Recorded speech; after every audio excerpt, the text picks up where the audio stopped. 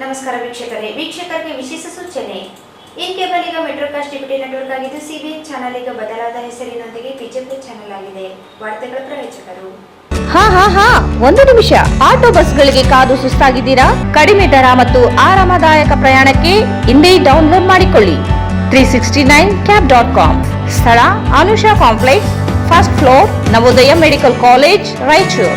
Bharat furnitures ರಾಯಚೂರಿನಲ್ಲಿ ಮೊಟ್ಟ ಮೊದಲ ಬಾರಿಗೆ 3 ಮಳಿಗೆ ಒಳಗೊಂಡ ಬೃಹತ್ ಆಕಾರದ furniture showroom. CPS complex, opposite Shiva Mandir, Patel road, Raichur. Shri Raghavendra ghee, Raichur's biggest jewel palace. All types of jewelries available in only KTB Jewel Palace. Visit KTB Jewel Palace, Udayanagar, Station Road, Raichur. ಭಾರತೀಯ red cross ಸಂಸ್ಥೆ, ರಾಯಚೂರು. ರಕ್ತನಿಧಿ ಕೇಂದ್ರ. ರಕ್ತದ ಅವಶ್ಯಕತೆ ಇದ್ದಲ್ಲಿ ಕರೆ ಮಾಡಿ. ಸ್ಥಳ ರಕ್ತನಿಧಿ ಕೇಂದ್ರ, ಮೊದಲನೆಯ ಮಹಡಿ, Veerashaiva Kalyana Mantapa, Raichur. SAK Convention Hall. Book now, flat 50% discount. Save of the season with luxury rooms, faculty, fully centralized AC halls, wide parking areas, facilities. Visit SAK Convention Hall, Shekhar Nagar, IV Road, Raichur.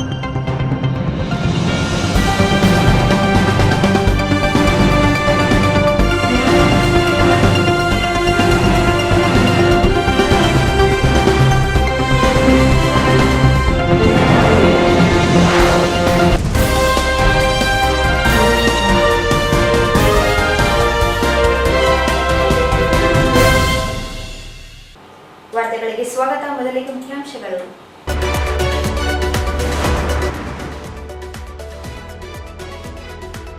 Modi ಒಬ್ಬ ದುರ್ಬಲ ಪ್ರಧಾನಿ, ಉಗ್ರಪ್ಪ ವಾಗ್ದಾಳಿ.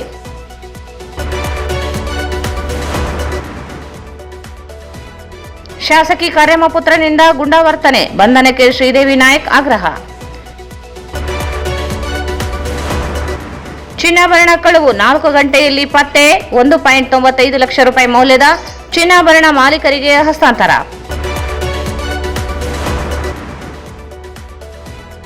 ಹಿಂದೂಗಳ ಮೇಲಿನ ದಾಳಿ, ಉಗ್ರವಾದ ಖಂಡಿಸಿ ಪ್ರತಿಭಟನೆ, ಆನಂದ್ ಫಡ್ನೀಸ್.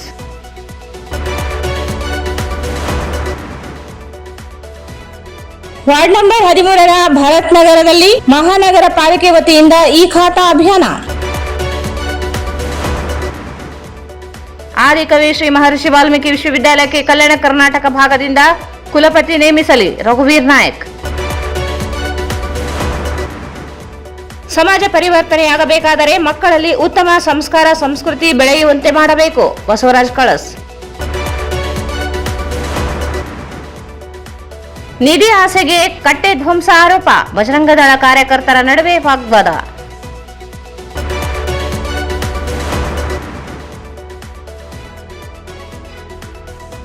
ನಾಗಡದೆನ್ನಿಯಲ್ಲಿ ಆಣಿಕಲ್ಲು ಮಳೆ, ಬೆಳೆ ನಷ್ಟ.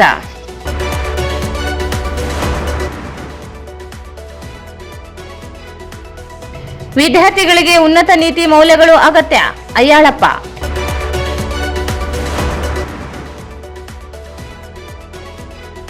ಮತ್ತು ಕರ್ತವ್ಯದಲ್ಲಿ ಇದ್ದ ಪೊಲೀಸ್ ಕಾನ್ಸ್ಟೇಬಲ್ ಹೃದಯಾಘಾತದಿಂದ ಸಾವು. ವಾರ್ತೆಗಳ ವಿವರ. ರಾಷ್ಟ್ರ ರಾಜಕಾರಣ ಕವಾಲು ಹಾದಿಯಲ್ಲಿದ್ದು ದೇಶದ ಜನರನ್ನು ರಕ್ಷಣೆ ಮಾಡುವಲ್ಲಿ ಕೇಂದ್ರ ಸರ್ಕಾರ ವಿಫಲವಾಗಿದ್ದು, ಕೇಂದ್ರದ ರಕ್ಷಣಾ ವ್ಯವಸ್ಥೆ ಹಾಗೂ ಬೇಹುಗಾರಿಕೆಯ ವೈಫಲ್ಯದಿಂದಲೇ ಪಹಲ್ಗಾಮ್ನಲ್ಲಿ ಜನರು ಸಾವನ್ನಪ್ಪಿದ್ದು, ನರೇಂದ್ರ ಮೋದಿ ಅತ್ಯಂತ ದುರ್ಬಲ ಪ್ರಧಾನಮಂತ್ರಿಯಾಗಿದ್ದಾರೆ ಎಂದು ಕೆಪಿಸಿಸಿ ಉಪಾಧ್ಯಕ್ಷ ಹಾಗೂ ಮಾಜಿ ಸಂಸದ ವಿಎಸ್ ಉಗ್ರಪ್ಪ ವಾಗ್ದಾಳಿ ನಡೆಸಿದರು.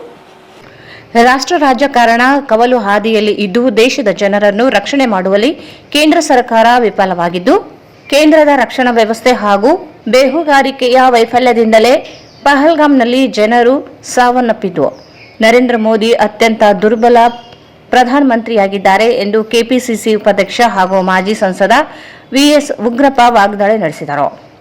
ಅವರು ಇಂದು ನಗರದಲ್ಲಿ ಮಾಧ್ಯಮಗೋಷ್ಠಿಯನ್ನು ಉದ್ದೇಶಿಸಿ ಮಾತನಾಡಿ, ಕಳೆದ 10-11 ವರ್ಷಗಳಿಂದ ನೋಡುತ್ತಾ ಬಂದಿದ್ದು ನರೇಂದ್ರ ಮೋದಿ ಒಬ್ಬ ವೀಕೆಸ್ಟ್ ಪ್ರೈಮ್ ಮಿನಿಸ್ಟರ್ ಆಗಿದ್ದಾರೆ. ಮೋದಿ ಆಡಳಿತ ಅವಧಿಯಲ್ಲಿ ಎಲ್ಲಾ ರಂಗಗಳಲ್ಲೂ ಕೇಂದ್ರ ಸರ್ಕಾರದ ವಿಫಲತೆಯನ್ನು ಕಾಣಬಹುದಾಗಿದೆ ಎಂದರು. ರಾಷ್ಟ್ರ ಪ್ರೇಮದ ಬಗ್ಗೆ, ರಾಷ್ಟ್ರದ ರಕ್ಷಣೆ ಬಗ್ಗೆ ಬಹಳ ಪುಗ್ಗಾನುಪುಗ್ಗವಾಗಿ ನರೇಂದ್ರ ಮೋದಿ ಮಾತನಾಡುತ್ತಾರೆ. 2014ರಿಂದ ಒಟ್ಟು 3982 ಸಾರಿ ಉಗ್ರವಾದಿಗಳಿಂದ ಭಾರತದ ಮೇಲೆ ದಾಳಿಯಾಗಿದೆ. ಅದರಲ್ಲಿ 413 ಜನ ನಾಗರಿಕರು, 630 ಜನ ಭದ್ರತಾಧಿಕಾರಿಗಳು ವಿನಾಕಾರಣ ಸಾವನ್ನಪ್ಪಿದ್ದಾರೆ. ಸಾವಿರಾರು ಜನ ಗಾಯಗೊಂಡಿದ್ದಾರೆ, ಆಸ್ತಿ ಪಾಸ್ತಿ ಕಳೆದುಕೊಂಡಿದ್ದಾರೆ. ಇದಕ್ಕೆ ನೇರ ಕಾರಣ ಕೇಂದ್ರದ ಭದ್ರತಾ ವೈಫಲ್ಯವಾಗಿದೆ ಎಂದರು. ಭಾರತೀಯ ಸಂವಿಧಾನ 21ನೇ ವಿಧಿಯು ಮೂಲಭೂತ ಜೀವನ ಮತ್ತು ವೈಯಕ್ತಿಕ ಸ್ವಾತಂತ್ರ್ಯದ ಹಕ್ಕನ್ನು ಖಾತರಿಪಡಿಸುತ್ತದೆ ಮತ್ತು ಈ ಹಕ್ಕಿನ ಅನ್ವಯ ಜನರ ರಕ್ಷಣೆಯ ಜವಾಬ್ದಾರಿ ಕೇಂದ್ರ ಹಾಗೂ ರಾಜ್ಯ ಸರ್ಕಾರಗಳ ಮೇಲಿರುತ್ತದೆ. ಆದರೆ ಈ ಹಕ್ಕು ಕೇಂದ್ರ ಬಿಜೆಪಿ ಸರ್ಕಾರದ ಅವಧಿಯಲ್ಲಿ ಕಂಡುಬರುತ್ತಿಲ್ಲ ಎಂದು ತಿಳಿಸಿದರು. 2016ರಲ್ಲಿ ಆದ ಕಾಶ್ಮೀರದ ಉರಿ ಪಟ್ಟಣದ ಮೇಲಾದ ದಾಳಿಯಲ್ಲಿ 19 ಜನ ಸೈನಿಕರು ಸಾವನ್ನಪ್ಪಿದ್ದಾರೆ. 19ಕ್ಕೂ ಹೆಚ್ಚು ನಾಗರಿಕರು ಕೂಡ ಇದರಲ್ಲಿ ಗಾಯಗೊಂಡಿದ್ದರು. ಇದಲ್ಲದೆ ಬಾಗಲಕೋಟೆ ಪ್ರಕರಣ 2019ರಲ್ಲಿ ಪುಲ್ವಾಮಾ ದಾಳಿಯಲ್ಲಿ 40 ಜನ ಸಾವನ್ನಪ್ಪಿದ್ದರು. 200 ಕೆಜಿ RDX ಹೇಗೆ ಸಾಗಣೆ ಮಾಡಿದ್ದಾರೆ ಎನ್ನುವುದು ಇಂದಿಗೂ ನಿಗೂಢವಾಗಿದೆ ಎಂದರು. ಇತ್ತೀಚೆಗೆ ಪಹಲ್ಗಾಮ್ನಲ್ಲಿ 2000ಕ್ಕೂ ಹೆಚ್ಚಿನ ಪ್ರವಾಸಿಗರು ಪ್ರವಾಸಕ್ಕೆಂದು ತೆರಳಿದ್ದಾಗ ಅಲ್ಲಿ ಉಗ್ರವಾದಿಗಳು ಏಕಾಏಕಿ ದಾಳಿ ನಡೆಸಿ 28 ಜನರನ್ನು ಕೊಲ್ಲುತ್ತಾರೆ. ಕರ್ನಾಟಕದ ಮಂಜುನಾಥ, ಭರತ್ ಭೂಷಣ, ಮಧುಸೂದನ ಕೂಡ ಸಾವನ್ನಪ್ಪಿರುತ್ತಾರೆ. ಇದಕ್ಕೆ ಈ ಘಟನೆಗೆ ಕೇಂದ್ರ ಸರ್ಕಾರದ ಬೇಹುಗಾರಿಕೆ ಹಾಗೂ ಭದ್ರತಾ ವೈಫಲ್ಯವೇ ನೇರ ಕಾರಣವಾಗಿದೆ ಎಂದು ತಿಳಿಸಿದರು. 56 ಇಂಚಿನ ಎದೆಯನ್ನು ಹೊಂದಿರುವ ಪ್ರಧಾನಿ ನರೇಂದ್ರ ಮೋದಿ ಸಬ್ಕಾ ಸಾಥ್ ಸಬ್ಕಾ ವಿಕಾಸ್ ಅಚ್ಚೇ ದಿನ್ ಎಂದು ಹೇಳುತ್ತಾರೆ. ಸಾಮಾನ್ಯ ಜನರ ಪ್ರಾಣ ಹೋಗುವುದು ಕೇಂದ್ರ ಸರ್ಕಾರಕ್ಕೆ ಅಚ್ಚೇ ದಿನ್ ಐತೆ ಎಂದರು. ಅಮಾಯಕರನ್ನು ರಕ್ಷಣೆ ಮಾಡಲು ಆಗದ ಮಿಸ್ಟರ್ ಮೋದಿ ಹಾಗೂ ಅಮಿತ್ ಶಾ ಉತ್ತರ ಕೊಡಬೇಕಾಗಿದೆ. ಮೋದಿ ಪ್ರಧಾನಿಯಾಗಲು ಅರ್ಹತೆ ಇಲ್ಲ ಎಂಬುದು ಈ ಘಟನೆಯಿಂದ ತಿಳಿಯುತ್ತದೆ. ದೇಶದ ರಕ್ಷಣೆ ವಿಚಾರದಲ್ಲಿ, ಉಗ್ರಗಾಮಿಗಳ ವಿರುದ್ಧದ ಹೋರಾಟದಲ್ಲಿ ಹಾಗೂ ಜನರ ಹಿತರಕ್ಷಣೆಯಲ್ಲಿ ಕಾಂಗ್ರೆಸ್ ಪಕ್ಷ ಧ್ವನಿ ಎತ್ತಲು ಹಾಗೂ ತ್ಯಾಗ ಬಲಿದಾನಕ್ಕೆ ಎಂದಿಗೂ ಸಿದ್ಧವಾಗಿರುತ್ತದೆ. ಸ್ವಾತಂತ್ರ್ಯ, ಸಾಮರಸ್ಯ, ಗಡಿಯ ರಕ್ಷಣೆ, 148 ಕೋಟಿ ಭಾರತೀಯರ ರಕ್ಷಣೆಗೆ ಕಾಂಗ್ರೆಸ್ ಸದಾ ಸಿದ್ಧವಿದೆ ಎಂದು ತಿಳಿಸಿದರು. ರಾಜ್ಯದಲ್ಲಿ ಬಿಜೆಪಿಯಿಂದ ಬೆಲೆ ಏರಿಕೆ ಖಂಡಿಸಿ ರಾಜ್ಯ ಸರ್ಕಾರದ ವಿರುದ್ಧ ಜನಾಕ್ರೋಶ ಯಾತ್ರೆ ಮಾಡುತ್ತಿದ್ದಾರೆ. ಆದರೆ ಅವರಿಗೆ ತಿಳಿದಿಲ್ಲ, ಬೆಲೆ ಏರಿಕೆ ಮಾಡಿದ್ದು ತಮ್ಮದೇ ಕೇಂದ್ರ ಸರ್ಕಾರ ಎಂದು. ದೇಶದಲ್ಲಿ ನಿರುದ್ಯೋಗ, ಬಡತನ ಅತ್ಯಂತ ಹೆಚ್ಚಾಗಿ ಹೋಗಿದೆ. ಪ್ರಸ್ತುತ ಚಿನ್ನದ ಬೆಲೆಯು ಗಗನಕ್ಕೇರಿದ್ದು ತಾಳೆ ಮಾಡಿಕೊಳ್ಳಲು 10 ಗ್ರಾಂ ಬೇಕು. ಆಗ 26,000 ಇತ್ತು, ಈಗ 1 ಲಕ್ಷ ಆಗಿದೆ. ತಾಳಿಯ ಮಹತ್ವ ಅವರಿಗೆ ಗೊತ್ತಿರಲಿಕ್ಕಿಲ್ಲ. ಭಾರತದ ಪರಂಪರೆ, ಸಂಸ್ಕಾರ, ಸಂಸ್ಕೃತಿ ಬಗ್ಗೆ ಕಾಳಜಿ ಇದ್ದರೆ ಕೇಂದ್ರ ಸರ್ಕಾರ ಚಿನ್ನದ ಬೆಲೆ ನಿಯಂತ್ರಿಸಲು ಮುಂದಾಗಬೇಕು. ಬಡವರಿಗೆ ತಾಳೆ ಮಾಡಿಸಿಕೊಳ್ಳಲು ಚಿನ್ನವನ್ನು ಸಬ್ಸಿಡಿಯಲ್ಲಿ ಕೊಡಬೇಕು ಎಂದು ಹೇಳಿದರು. ಆಯಾ ದೇಶದ ಬೇಹುಲಗಾರಿಕೆ ವಿಫಲವಾದರೆ ಆ ದೇಶ, ಆ ರಾಜ್ಯದ ನೆಮ್ಮದಿ, ಶಾಂತಿ, ಸಮೃದ್ಧಿಯಿಂದ ಇರಲು ಸಾಧ್ಯವಿಲ್ಲ. ದೇಶದ ಹಿಂದಿನ ರಾಜಕಾರಣಿಗಳು ತಮ್ಮ ಆಡಳಿತದಲ್ಲಿ ವಿಫಲತೆ ಕಂಡುಬಂದರೆ ರಾಜೀನಾಮೆ ಕೊಡುತ್ತಿದ್ದರು. ಬಿಜೆಪಿಯ ಕೇಂದ್ರ ನಾಯಕರಿಗೆ ನೈತಿಕತೆ ಇರಬೇಕು ಎಂದು ಕಿಡಿಕಾರಿದರು. ಬಹುಶಃ ಇವತ್ತು ರಾಷ್ಟ್ರ ರಾಜಕಾರಣವನ್ನ ನೋಡಿದ್ರೆ ಒಂದು ರೀತಿ ರಾಷ್ಟ್ರ ರಾಜಕಾರಣ ಒಂದು ರೀತಿ ಕವಲು ದಾರಿಯಲ್ಲಿದೆ. ರಾಷ್ಟ್ರವನ್ನ ಕಳೆದ 10-11 ವರ್ಷಗಳಿಂದ ನನ್ನ ದೃಷ್ಟಿನಲ್ಲಿ ಅತ್ಯಂತ ವೀಕೆಸ್ಟ್ ಪ್ರೈಮ್ ಮಿನಿಸ್ಟರ್, ನಾನೊಬ್ಬ ಮಾಜಿ ಸಂಸತ್ ಸದಸ್ಯನಾಗಿ ಎತ್ತರದಿಂದ ಬಲ್ಲೆ, ಅತ್ಯಂತ ದುರ್ಬಲ ಪ್ರಧಾನಿ ಇವತ್ತು ಈ ದೇಶವನ್ನ ಕಳೆದ 10-11 ವರ್ಷಗಳನ್ನ ಹಿಂತಿರುಗಿ ನೋಡಿದರೆ, ಸಿಂಹಾವಲೋಕನ ಮಾಡಿದ್ರೆ, ಮೋದಿಯವರ ಆಡಳಿತದ ಅವಧಿಯಲ್ಲಿ ಎಲ್ಲ ರಂಗಗಳಲ್ಲೂ ಇವತ್ತು ಅವರ ಸರ್ಕಾರ ವಿಫಲ ಆಗಿರ್ತಕ್ಕಂಥದ್ದನ್ನ ಕಾಣಬಹುದು. ನೋಡಿ, ಸನ್ಮಾನ್ಯ ಮೋದಿಯವರು ರಾಷ್ಟ್ರ ಪ್ರೇಮದ ಬಗ್ಗೆ, ರಾಷ್ಟ್ರದ ರಕ್ಷಣೆಯ ಬಗ್ಗೆ ಬಹಳ ಪುಂಖಾನುಪುಂಖವಾಗಿ ದೇಶ ಪ್ರೇಮದ ಬಗ್ಗೆ ಮಾತನಾಡ್ತಾರೆ. 2014ರಿಂದ ಈ ದೇಶದ ಮೇಲೆ ಈ ಟೆರರಿಸ್ಟ್ 3,982 ಸಾರಿ ಟೆರರಿಸ್ಟ್ ಅಟ್ಯಾಕ್ಸ್ ಆಗಿದ್ದಾವೆ. ಅದರಲ್ಲಿ ಸುಮಾರು 413 ಜನ ಸಿವಿಲಿಯನ್ಸು ವಿನಾಕಾರಣ ಸಾವನ್ನಪ್ಪಿದ್ದಾರೆ. 630 ಜನ ಸೆಕ್ಯೂರಿಟಿ ಪರ್ಸನಲ್ಸ್, ಸಾವಿರಾರು ಜನ ಇಂಜುರೀಸ್ ಆಗಿದ್ದಾರೆ, ಆಸ್ತಿಪಾಸ್ತಿಗಳನ್ನು ಕಳ್ಕೊಂಡಿದ್ದಾರೆ.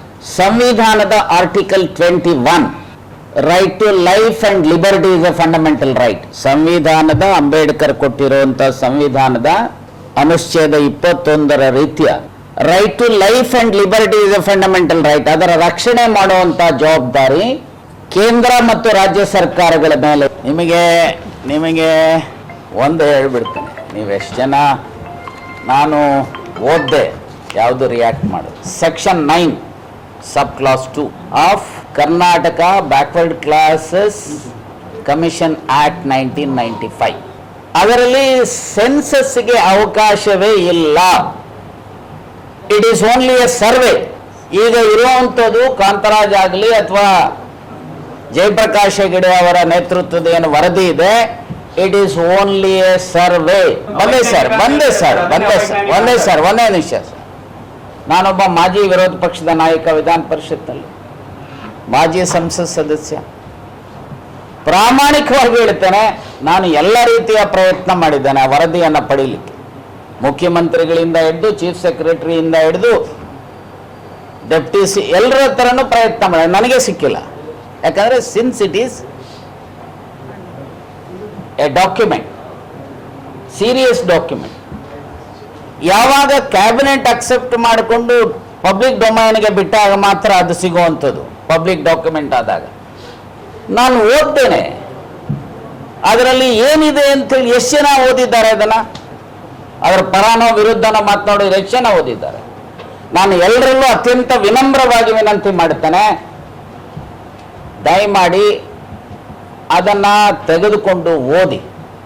ಲ್ಯಾಪ್ಸಸ್ ಇದ್ದರೆ ಅದನ್ನು ಸರ್ಕಾರದ ಗಮನಕ್ಕೆ ತಂದರೆ, ಈ ಸಮೀಕ್ಷೆ ಏನಕ್ಕೆ ಮಾಡೋದು ಎರಡು ಕಾರಣದಿಂದ. ಒಂದು, ಸುಮಾರು 54 ಮಾನದಂಡಗಳ ಹಿನ್ನೆಲೆಯಲ್ಲಿ ಆ ಸಮೀಕ್ಷೆ ಆಗಿರೋದು. ಒಂದಲ್ಲ, ಎರಡಲ್ಲ, ಮೂರಲ್ಲ, 54 ಮಾನದಂಡಗಳು. ಯಾವ್ಯಾವ ವರ್ಗ, ಎಜುಕೇಷನ್ ಹೇಗಿದೆ, ಫೈನಾನ್ಷಿಯಲ್ ಪೊಸಿಷನ್ ಹೇಗಿದೆ, ಲ್ಯಾಂಡೆಡ್ ಪ್ರಾಪರ್ಟಿ ಏನಾಗಿದೆ, ಪೊಲಿಟಿಕಲ್ ರೆಪ್ರೆಸೆಂಟೇಷನ್, ಈ ಥರ ಅನೇಕ ಮಾನದಂಡಗಳಿದ್ದಾವೆ. ಸೊ ಈ ವರದಿ ಆಚೆಗೆ ಬಂದರೆ ಯಾರಿಗೂ ಅನ್ಯಾಯ ಆಗುತ್ತೆ ಇಲ್ಲ ಅನ್ನೋಂಥದ್ರ ಯಾವಾಗ ಗೊತ್ತಾಗುತ್ತೆ, ಅಧ್ಯಯನ ಆದ. ಸೊ ಹೊರಗೆ ಬರಲಿ, ಅದರಲ್ಲಿ ಲ್ಯಾಪ್ಸಸ್ ಏನು ಅಥವಾ ಮೆರಿಟ್ಸ್ ಏನು, ಡಿಮೆರಿಟ್ಸ್ ಏನು, ಅದರ ಮೇಲೆ ಚರ್ಚೆ ಮಾಡುವಂಥದ್ದು, ಅದರ ಮೇಲೆ ವಿರೋಧ ಪರ ಮಾಡುವಂಥದ್ದು ಆಗಬೇಕೇ ಹೊರತು, ಅದನ್ನು ಬಿಟ್ಟು ಈ ಹಂತದಲ್ಲಿ ಪರ ಆಗಲಿ ವಿರೋಧ ಆಗಲಿ ವಿರಾವೇಶದ ಮಾತುಗಳನ್ನು ಯಾರು ಆಡುವಂಥದ್ದು ಅಷ್ಟೊಂದು ಸಮಂಜಸ ಅಲ್ಲ. ಕರ್ನಾಟಕ ಸಾಮರಸ್ಯದ ಸಮಾಜ, ಶಾಂತಿಯ ತೋಟ, ಸರ್ವ ಜನಾಂಗದ ಶಾಂತಿಯ ತೋಟ. ಎಲ್ಲರೂ ಸಹ ನಮ್ಮ ಅಣ್ಣ ತಮ್ಮಂದರಾಗಬೇಕು, ಎಲ್ಲರೂ ಸಹ ಅಣ್ಣ ತಮ್ಮಂದರಾಗಿ ಬಾಳಬೇಕು. ಸೊ ಹಾಗಾಗಿ ನಾನು ಇಷ್ಟೇ ಹೇಳ್ತೇನೆ, ರಾಜ್ಯ ಸರ್ಕಾರ ಈ ಸಮೀಕ್ಷೆ survey, in fact section 15 of the same act ಅಲ್ಲಿ ಕ್ಯಾಬಿನೆಟ್ ಅಕ್ಸೆಪ್ಟ್ ಮಾಡಿಕೊಂಡು ಅಥವಾ ಒಂದು ಕಮಿಟಿಗೆ ರೆಫರ್ ಮಾಡಿ ಅಂತಿಮವಾಗಿ finally it has to be placed on the floor of the house, ಎರಡು ಸದನಗಳಲ್ಲಿ ಸೆಕ್ಷನ್ 15 ಪ್ರಕಾರ. ಆದರೆ ರಾಜಕಾರಣದಲ್ಲಿ ನನಗಿನ್ನ 18 ವರ್ಷ ಆಗಿರಲಿಲ್ಲ. ನಾನು ಜೈಲಿಗೆ ಹೋದಾಗ ಎಮರ್ಜೆನ್ಸಿನಲ್ಲಿ ನನ್ನ ಜೈಲ್ ಮೇಟ್ಸ್ ಯಾರು?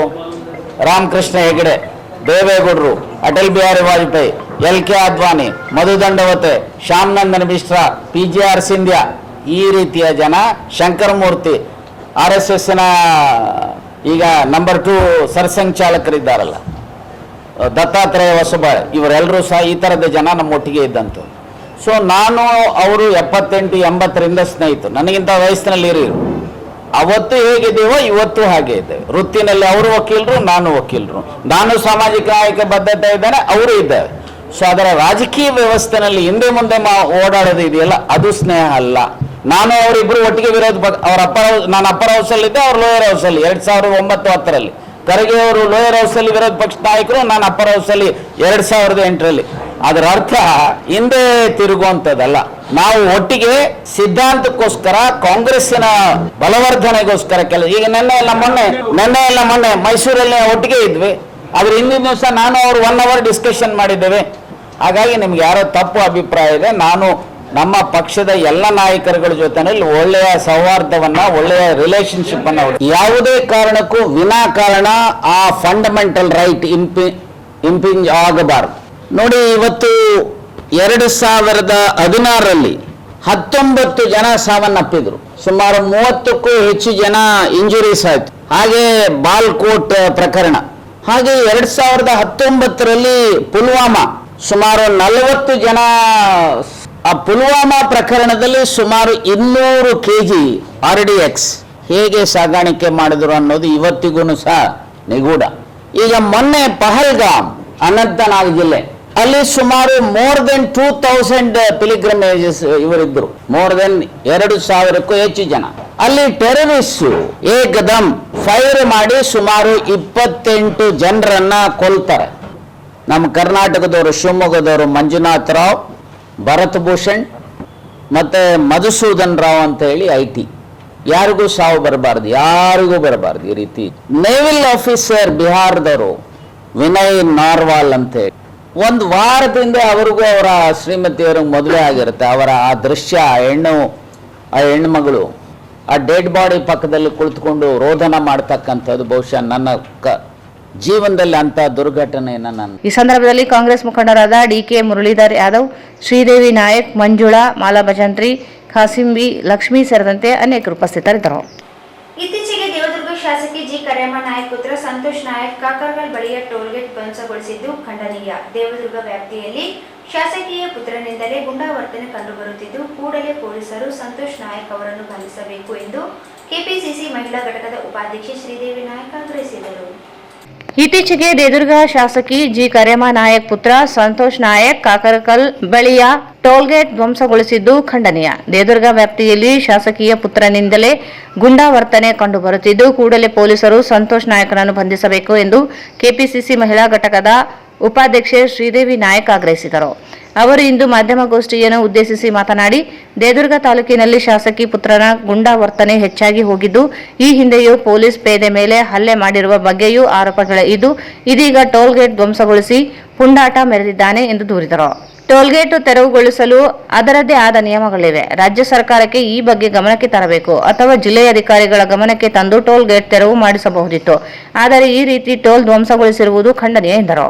ಟೋಲ್ಗೇಟ್ ಜನರ ತೆರಿಗೆಯಿಂದಾದ ಸರ್ಕಾರದ ಆಸ್ತಿಯಾಗಿದ್ದು, ಜನಪ್ರತಿನಿಧಿಯ ಪುತ್ರ ಈ ರೀತಿಯಾಗಿ ಗುಂಡಾವರ್ತನೆ ತೋರಿರುವುದು ಸರಿಯಲ್ಲ. ಮುಂದಿನ ದಿನಗಳಲ್ಲಿ ಸರ್ಕಾರ ಅಧಿಕಾರಿಗಳು ಮಾತು ಕೇಳಿಲ್ಲವೆಂದು ಇಲಾಖೆಯ ಕಚೇರಿಗಳಿಗೂ ಹಾನಿ ಮಾಡುವ ಸಾಧ್ಯತೆಗಳು ಇರುತ್ತವೆ ಎಂದರು. ರೈತರ ಮೇಲಿನ ಕಾಳಜಿಯಿಂದ ಟೋಲ್ಗೇಟ್ ಮುಚ್ಚುವಂತೆ ಶಾಸಕೀಯ ಪುತ್ರ ಹಾಗೂ ಬೆಂಬಲಿಗರು ಹೋರಾಟ ಮಾಡುತ್ತಿಲ್ಲ. ಬದಲಾಗಿ ತಾವು ನಡೆಸುವ ಮರಳು ಸಾಗಾಣಿಕೆ ಸೇರಿ ಅಕ್ರಮ ದಂಧೆಗಳಿಗೆ ತೊಂದರೆ ಉಂಟಾಗುತ್ತದೆ ಎಂಬ ಉದ್ದೇಶದಿಂದ ಈ ರೀತಿ ದಾಳಿಗಳನ್ನು ಮಾಡುತ್ತಿದ್ದಾರೆ ಎಂದು ಆರೋಪಿಸಿದರು. ಈ ಬಗ್ಗೆ ರಾಜ್ಯದ ಮುಖ್ಯಮಂತ್ರಿಗಳು ಹಾಗೂ ಗೃಹ ಸಚಿವರಿಗೆ ಮನವಿ ಮಾಡಲಾಗುವುದು. ಜೊತೆಗೆ ಜಿಲ್ಲಾ ಪೊಲೀಸ್ ವರಿಷ್ಠಾಧಿಕಾರಿಗಳಿಗೂ ಕೂಡ ಕೂಡಲೇ ಆರೋಪಿಯನ್ನು ಬಂಧಿಸಬೇಕು. ಇಲ್ಲವಾದಲ್ಲಿ ಮುಂದಿನ ದಿನಗಳಲ್ಲಿ ಪ್ರತಿಭಟನೆ ಹಮ್ಮಿಕೊಳ್ಳಲಾಗುವುದು ಎಂದು ತಿಳಿಸಿದರು.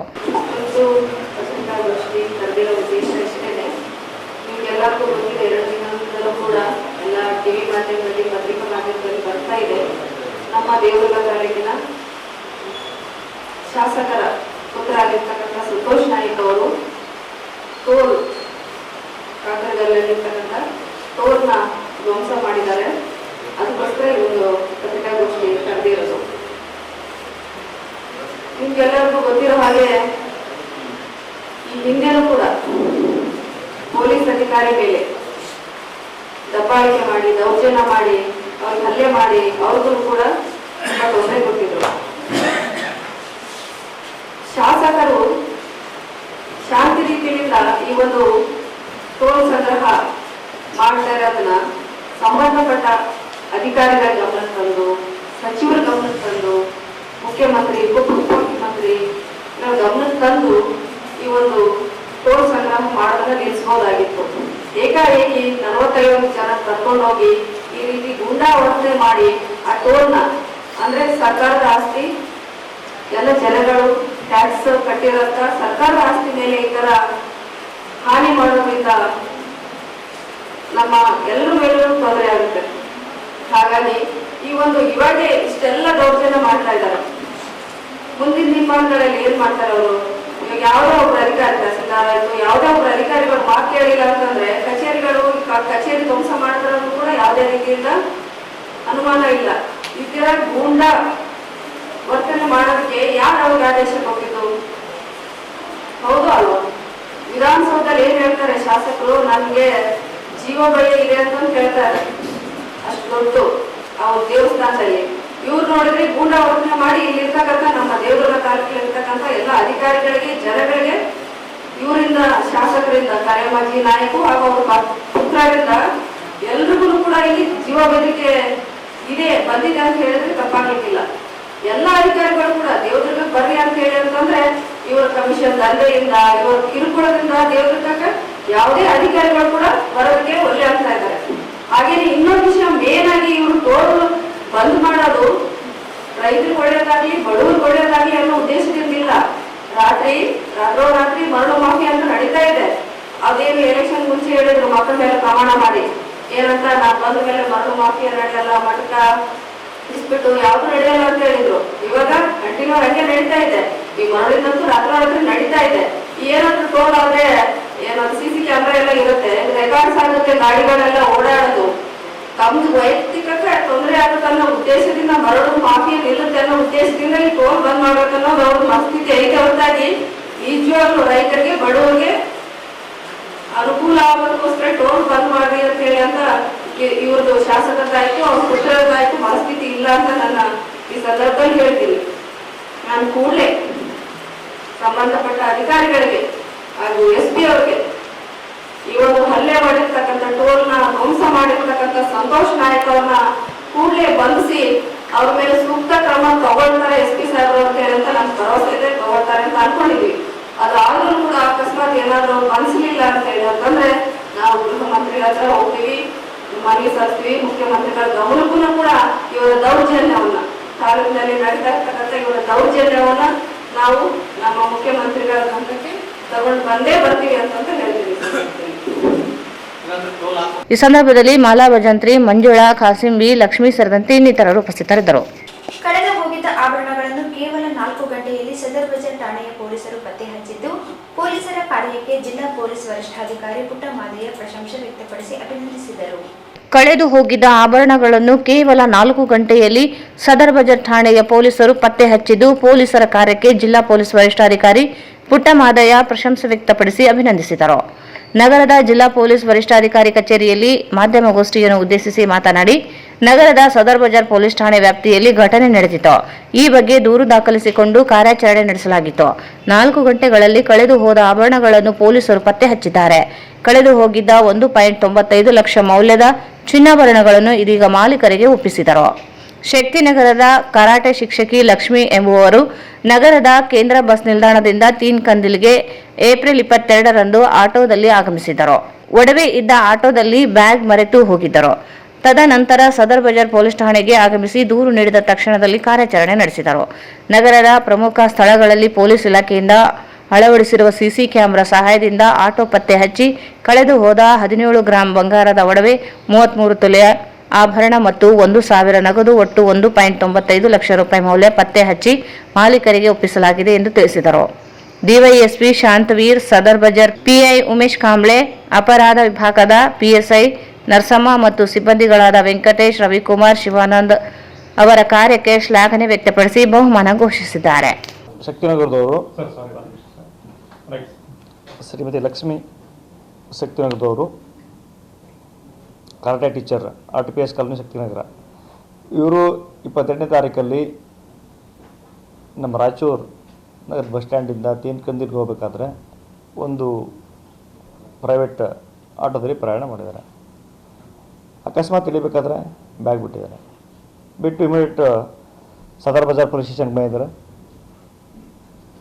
ತಕ್ಷಣ ಕಾರ್ಯಪ್ರವೃತ್ತರಾದ ನಮ್ಮ ಇನ್ಸ್ಪೆಕ್ಟರ್ ಮತ್ತು ಅವ್ರ ತಂಡ ಶೋಧನೆ ಪ್ರಾರಂಭ ಮಾಡಿದ್ದಾರೆ. ಅವರ ಪ್ರಯತ್ನಕ್ಕೆ ಫಲ ಸಿಕ್ಕಿದೆ. ಇಮಿಡಿಯೇಟಾಗಿ ಎಲ್ಲಿಂದ ಕಳ್ಕೊಂಡು ಅಲ್ಲಿಂದ ಸ್ಟಾರ್ಟ್ ಮಾಡಿದ್ದಾರೆ.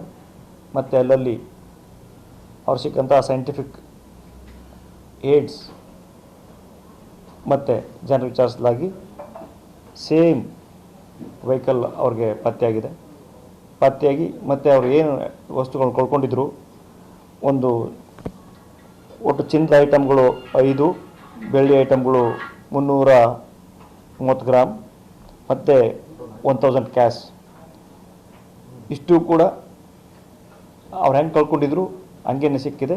ಇವತ್ತು ಹಂಗೇನೆ ಅವ್ರಿಗೆ ಹ್ಯಾಂಡ್ ಓವರ್ ಮಾಡಿದ್ದೀವಿ. ಕಾರಣ ಸೈಂಟಿಫಿಕ್ ಏಡ್ ಅಂತ ಹೇಳಿದಲ್ಲ, ಅದೇ ಹೌದೌದು. ಅಲ್ಲಿ ಪರಿಶೀಲನೆ ಮಾಡಿದಾಗ ಜನರು ಮತ್ತು ಅಲ್ಲಿ ಅಳವಡಿಸಿದಂತಹ ಕೆಲವೊಂದು ಕ್ಯಾಮ್ರಾಗಳು ಈ ವಿಚಾರದಲ್ಲಿ ನಮ್ಗೆ ಹೆಲ್ಪ್ ಮಾಡಿದ್ದಾವೆ. ತನಿಖೆಯಲ್ಲಿ ಮತ್ತೇನೊಂದು ಎನ್ಕ್ವೈರಿ ಆಗುತ್ತೆ, ಅದರಲ್ಲಿ ಹೇಳಿಸ್ತಾರೆ. ಹೌದು. ಅಂದರೆ ಸಿಟಿನಲ್ಲಿ ಸುಮಾರು ಕಡೆ ಈ ಥರ ಅಳವಡಿಕೆ ಇದೆ. ಇದು ತನಿಖೆಯಲ್ಲಿ ತುಂಬ ಮಹತ್ವದ ಪಾತ್ರನ ವಹಿಸಿತ್ತು. ಶಕ್ತಿನಗರದಿಂದ ರಾಯಚೂರು ಬಂದೇವ್ರಿ. ರಾಯಚೂರು ಬಂದು ಬಸ್ ಸ್ಟ್ಯಾಂಡಿಂದ ಬಜಾರಿಗೆ ಬರ್ತಿದ್ವಿ. ಅವಾಗ ಬಜಾರಲ್ಲಿ ಇಳ್ಕೊಂಡು ಹಂಗೆ ಮರೆತು ಬ್ಯಾಗ್ ಬಿಟ್ಟು ಆಟೋದಲ್ಲಿ ಬ್ಯಾಗ್ ಬಿಟ್ಟು ಹೋಗಿದ್ವಿ. ಹೋಗಿದ ತಕ್ಷಣ ಅವಾಗ ನೆನಪಾಯಿತು. ಮತ್ತು ಆಟೋದವನಿಗೆ ಹುಡ್ಕೊಂಡು ಹೋದ್ವಿ. ಆಟೋದವನೇನೋ ಸಿಕ್ಕನೋ, ಬಟ್ ಬ್ಯಾಗ್ ಸಿಕ್ಕಿರಲಿಲ್ಲ. ಬ್ಯಾಗ್ ಸಿಕ್ಕಿಲ್ಲ ಅಂತಂದು ಮತ್ತು ಆಟೋದವನಿಗೆ ಕರ್ಕೊಂಬಂದು ಮತ್ತು ಇದೇ ಆಟೋ ನನಗೆ ಹಿಂಗೆ ಗೋಲ್ಡ್ ಕಳೆದೋಗಿದೆ, ಇವನು ಗೋಲ್ಡ್ ಇಲ್ಲ, ಇದು ಬ್ಯಾಗ್ ಇಲ್ಲ ಅಂತಂತಿದ್ದಾನೆ, ಹೆಂಗೆ ಸರ್ ಅಂತ ಇಲ್ಲಿ ಒಂದು ಕಂಪ್ಲೇಂಟ್ ಮಾಡಿದರೆ ಪೊಲೀಸ್ ಸ್ಟೇಷನ್ ಅವರು ಹುಡ್ಕೊಟ್ರು. ಒಂದು ಅಂದಾಜು ಒಂದು 2 ತೊಲೆ ಸರ್. ಒಂದು ತೊಲೆ 7 ಗ್ರಾಮ್ ಚಿಲ್ಲರೆ ಇದೆ. ಮತ್ತು ಬೆಳ್ಳಿಯ 30 ತೊಲೆ ಇದೆ. ಕ್ಯಾಶ್ 1000. ಹಾಂ ಸರ್, ಬಟ್ಟೆ ಬ್ಯಾಗಲ್ಲೇ ಆ ಗೋಲ್ಡ್ ಇಟ್ಕೊಂಡು ಬರ್ತಿದ್ವಿ. ಊರಿಗೆ ಹೋಗ್ತಿದ್ವಿ ನಾವು, ಅದಕ್ಕೆ ತೊಗೊಂಡು ಬಂದಿದ್ವಿ ಮನೆಯಿಂದ. ಸೊ ಬರ್ತಾನೆ ಹಿಂಗಾಯ್ತು. ಹಾಂ ಹೌದು, ಮರ್ತೋಗಿ ಆಟೋದಲ್ಲಿ ಮರ್ತೋಗಿದ್ವಿ ಸರ್. ಐಡೆಂಟಿಫೈ ಅವರು CC ಕ್ಯಾಮ್ರಾ ಎಲ್ಲ ಚೆಕ್ ಮಾಡಿದ್ದಾರೆ ಸರ್. CC ಕ್ಯಾಮ್ರಾ ಎಲ್ಲ ಚೆಕ್ ಮಾಡಿ ಸ್ಕ್ಯಾನ್ ಮಾಡಿದರೆ ಗೊತ್ತಾಯಿತು. ಅವನಿಗೆ ಹಿಡಿದು ಕೇಳಿದರೆ ಗೊತ್ತಾಯಿತು, ತಂದುಕೊಟ್ರು. ಎಲ್ಲ ಸಿಕ್ಕಿದೆ ಸರ್. ಲಕ್ಷ್ಮಿ.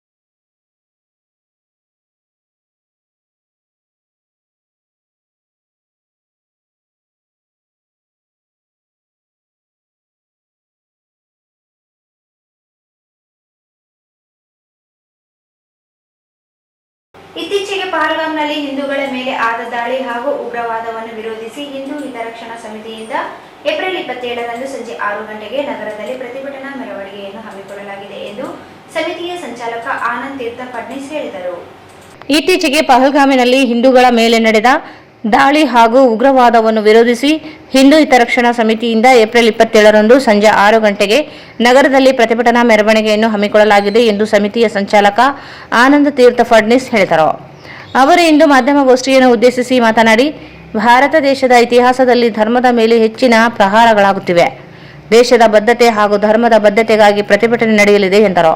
ಪ್ರತಿಭಟನೆಯು ನಗರದ ಶೆಟ್ಟಿಬಾಯಿ ವೃತ್ತದಿಂದ ಆರಂಭವಾಗಿ ಸರಫ್ ಬಜಾರ್, ತೀನ್ ಕಂದಿಲ್ ವೃತ್ತ, ಸೂಪರ್ ಮಾರ್ಕೆಟ್, ಮಹಾವೀರ್ ವೃತ್ತದ ಮೂಲಕ ಚಂದ್ರಮೌಳೇಶ್ವರ ವೃತ್ತದಲ್ಲಿ ಅಂತ್ಯಗೊಳ್ಳಲಿದೆ ಎಂದು ಹೇಳಿದರು. ಪ್ರತಿಭಟನೆಗೆ ಎಲ್ಲಾ ಸ್ವಾಮೀಜಿಗಳಿಗೂ ಆಹ್ವಾನಿಸಲಾಗಿದೆ. ಜೊತೆಗೆ ದೇಶದ ಪರವಾಗಿ, ಧರ್ಮದ ಪರವಾಗಿ ನಿಲ್ಲುವ ಪ್ರತಿಯೊಬ್ಬರೂ ಕೂಡ ಪ್ರತಿಭಟನೆಯಲ್ಲಿ ಭಾಗವಹಿಸಬಹುದಾಗಿದ್ದು 2,000ಕ್ಕೂ ಅಧಿಕ ಜನರು ಪ್ರತಿಭಟನೆಯಲ್ಲಿ ಭಾಗಿಯಾಗುವ ನಿರೀಕ್ಷೆ ಇದೆ ಎಂದು ತಿಳಿಸಿದರು.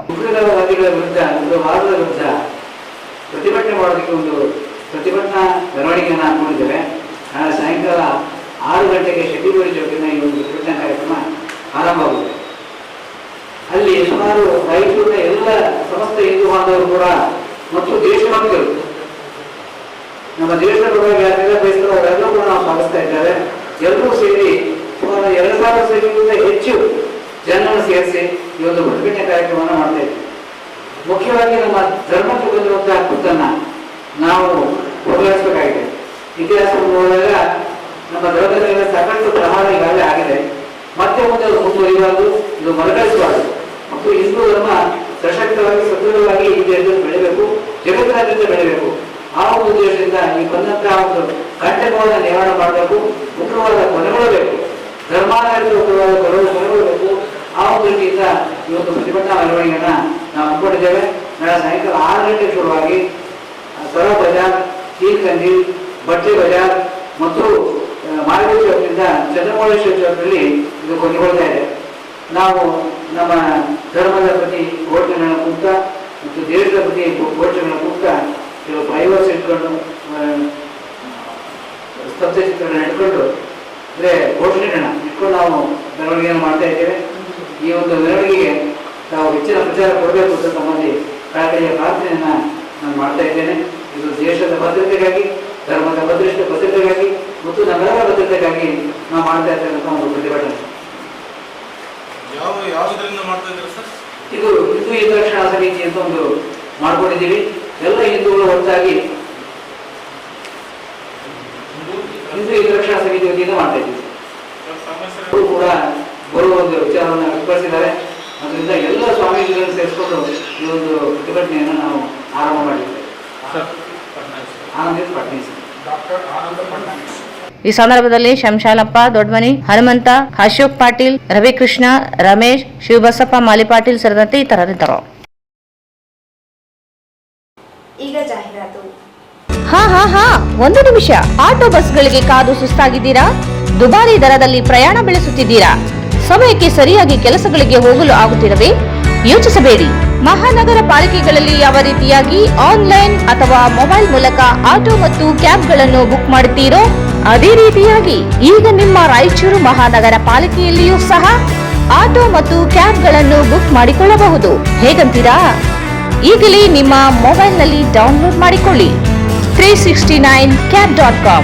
ಕಡಿಮೆ ದರ ಮತ್ತು ಆರಾಮದಾಯಕ ಪ್ರಯಾಣಕ್ಕೆ ಇಂದೇ ಡೌನ್ಲೋಡ್ ಮಾಡಿಕೊಳ್ಳಿ 369cab.com. ಹೆಚ್ಚಿನ ಮಾಹಿತಿಗಾಗಿ ಸಂಪರ್ಕಿಸಿ 9886975566. ಸ್ಥಳ Anusha complex, first floor, Navodaya medical college, Raichur. Bharat furnitures ರಾಯಚೂರಿನಲ್ಲಿ ಮೊಟ್ಟ ಮೊದಲ ಬಾರಿಗೆ 3 ಮಳಿಗೆ ಒಳಗೊಂಡ ಬೃಹತ್ ಆಕಾರದ furniture showroom. We have a office house old and all types of furnitures. Dealers in wooden cot, dining table, sofa set, dressing table, computer table, tea tables, office chairs, steel almirah, wardrobe, TV stands, glassware items, sleepwell products, Dandro cello chairs, Supreme sofa set, Doco set furnitures, Sri Steel furnitures.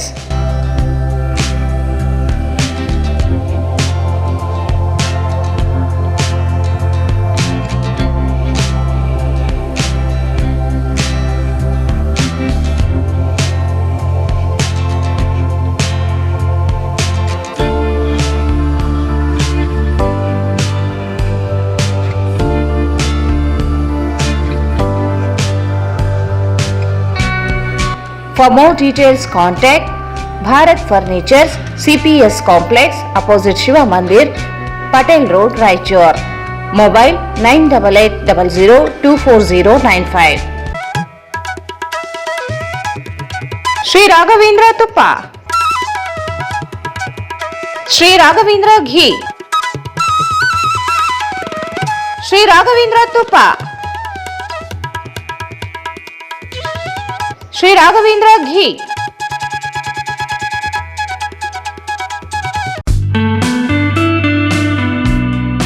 Raichur's biggest jewel palace. All types of jewelries available in only KTB Jewel Palace. 916 Allmark Gold Jewelries available. ವಿಶೇಷವಾಗಿ ಬಂಗಾರದ ಆಭರಣಗಳಾದ ನಮ್ಮಲ್ಲಿ fancy earrings, fancy necklace, ಮಾಂಗಲ್ಯ ಮತ್ತು ಬಳೆಗಳು ಇನ್ನೂ ಅನೇಕ ತರಹದ ಆಭರಣಗಳು ದೊರೆಯುತ್ತವೆ. ಬೆಳ್ಳಿಯ ಆಭರಣಗಳಾದ ಕಾಲುಂಗುರ, ಕಾಲುಗೆಜೆ, ಬೆಳ್ಳಿಯ ಪೂಜಾ ಐಟಮ್ಸ್, ವಿವಿಧ ರೀತಿಯ ಆರ್ಟಿಕಲ್ಸ್ ದೊರೆಯುತ್ತವೆ. ರಾಯಚೂರಿನಲ್ಲಿ ಮೊಟ್ಟ ಮೊದಲ ಬಾರಿಗೆ ಯುವಕರಿಗಾಗಿಯೇ ಬ್ರಾಸ್ಲೆಟ್ಸ್, ಚೈನ್ಸ್, ಉಂಗುರಗಳು, ಇನ್ನೂ ಅನೇಕ ರೀತಿಯ ಡಿಸೈನ್ಸ್ ಆಭರಣಗಳು ದೊರೆಯುತ್ತವೆ.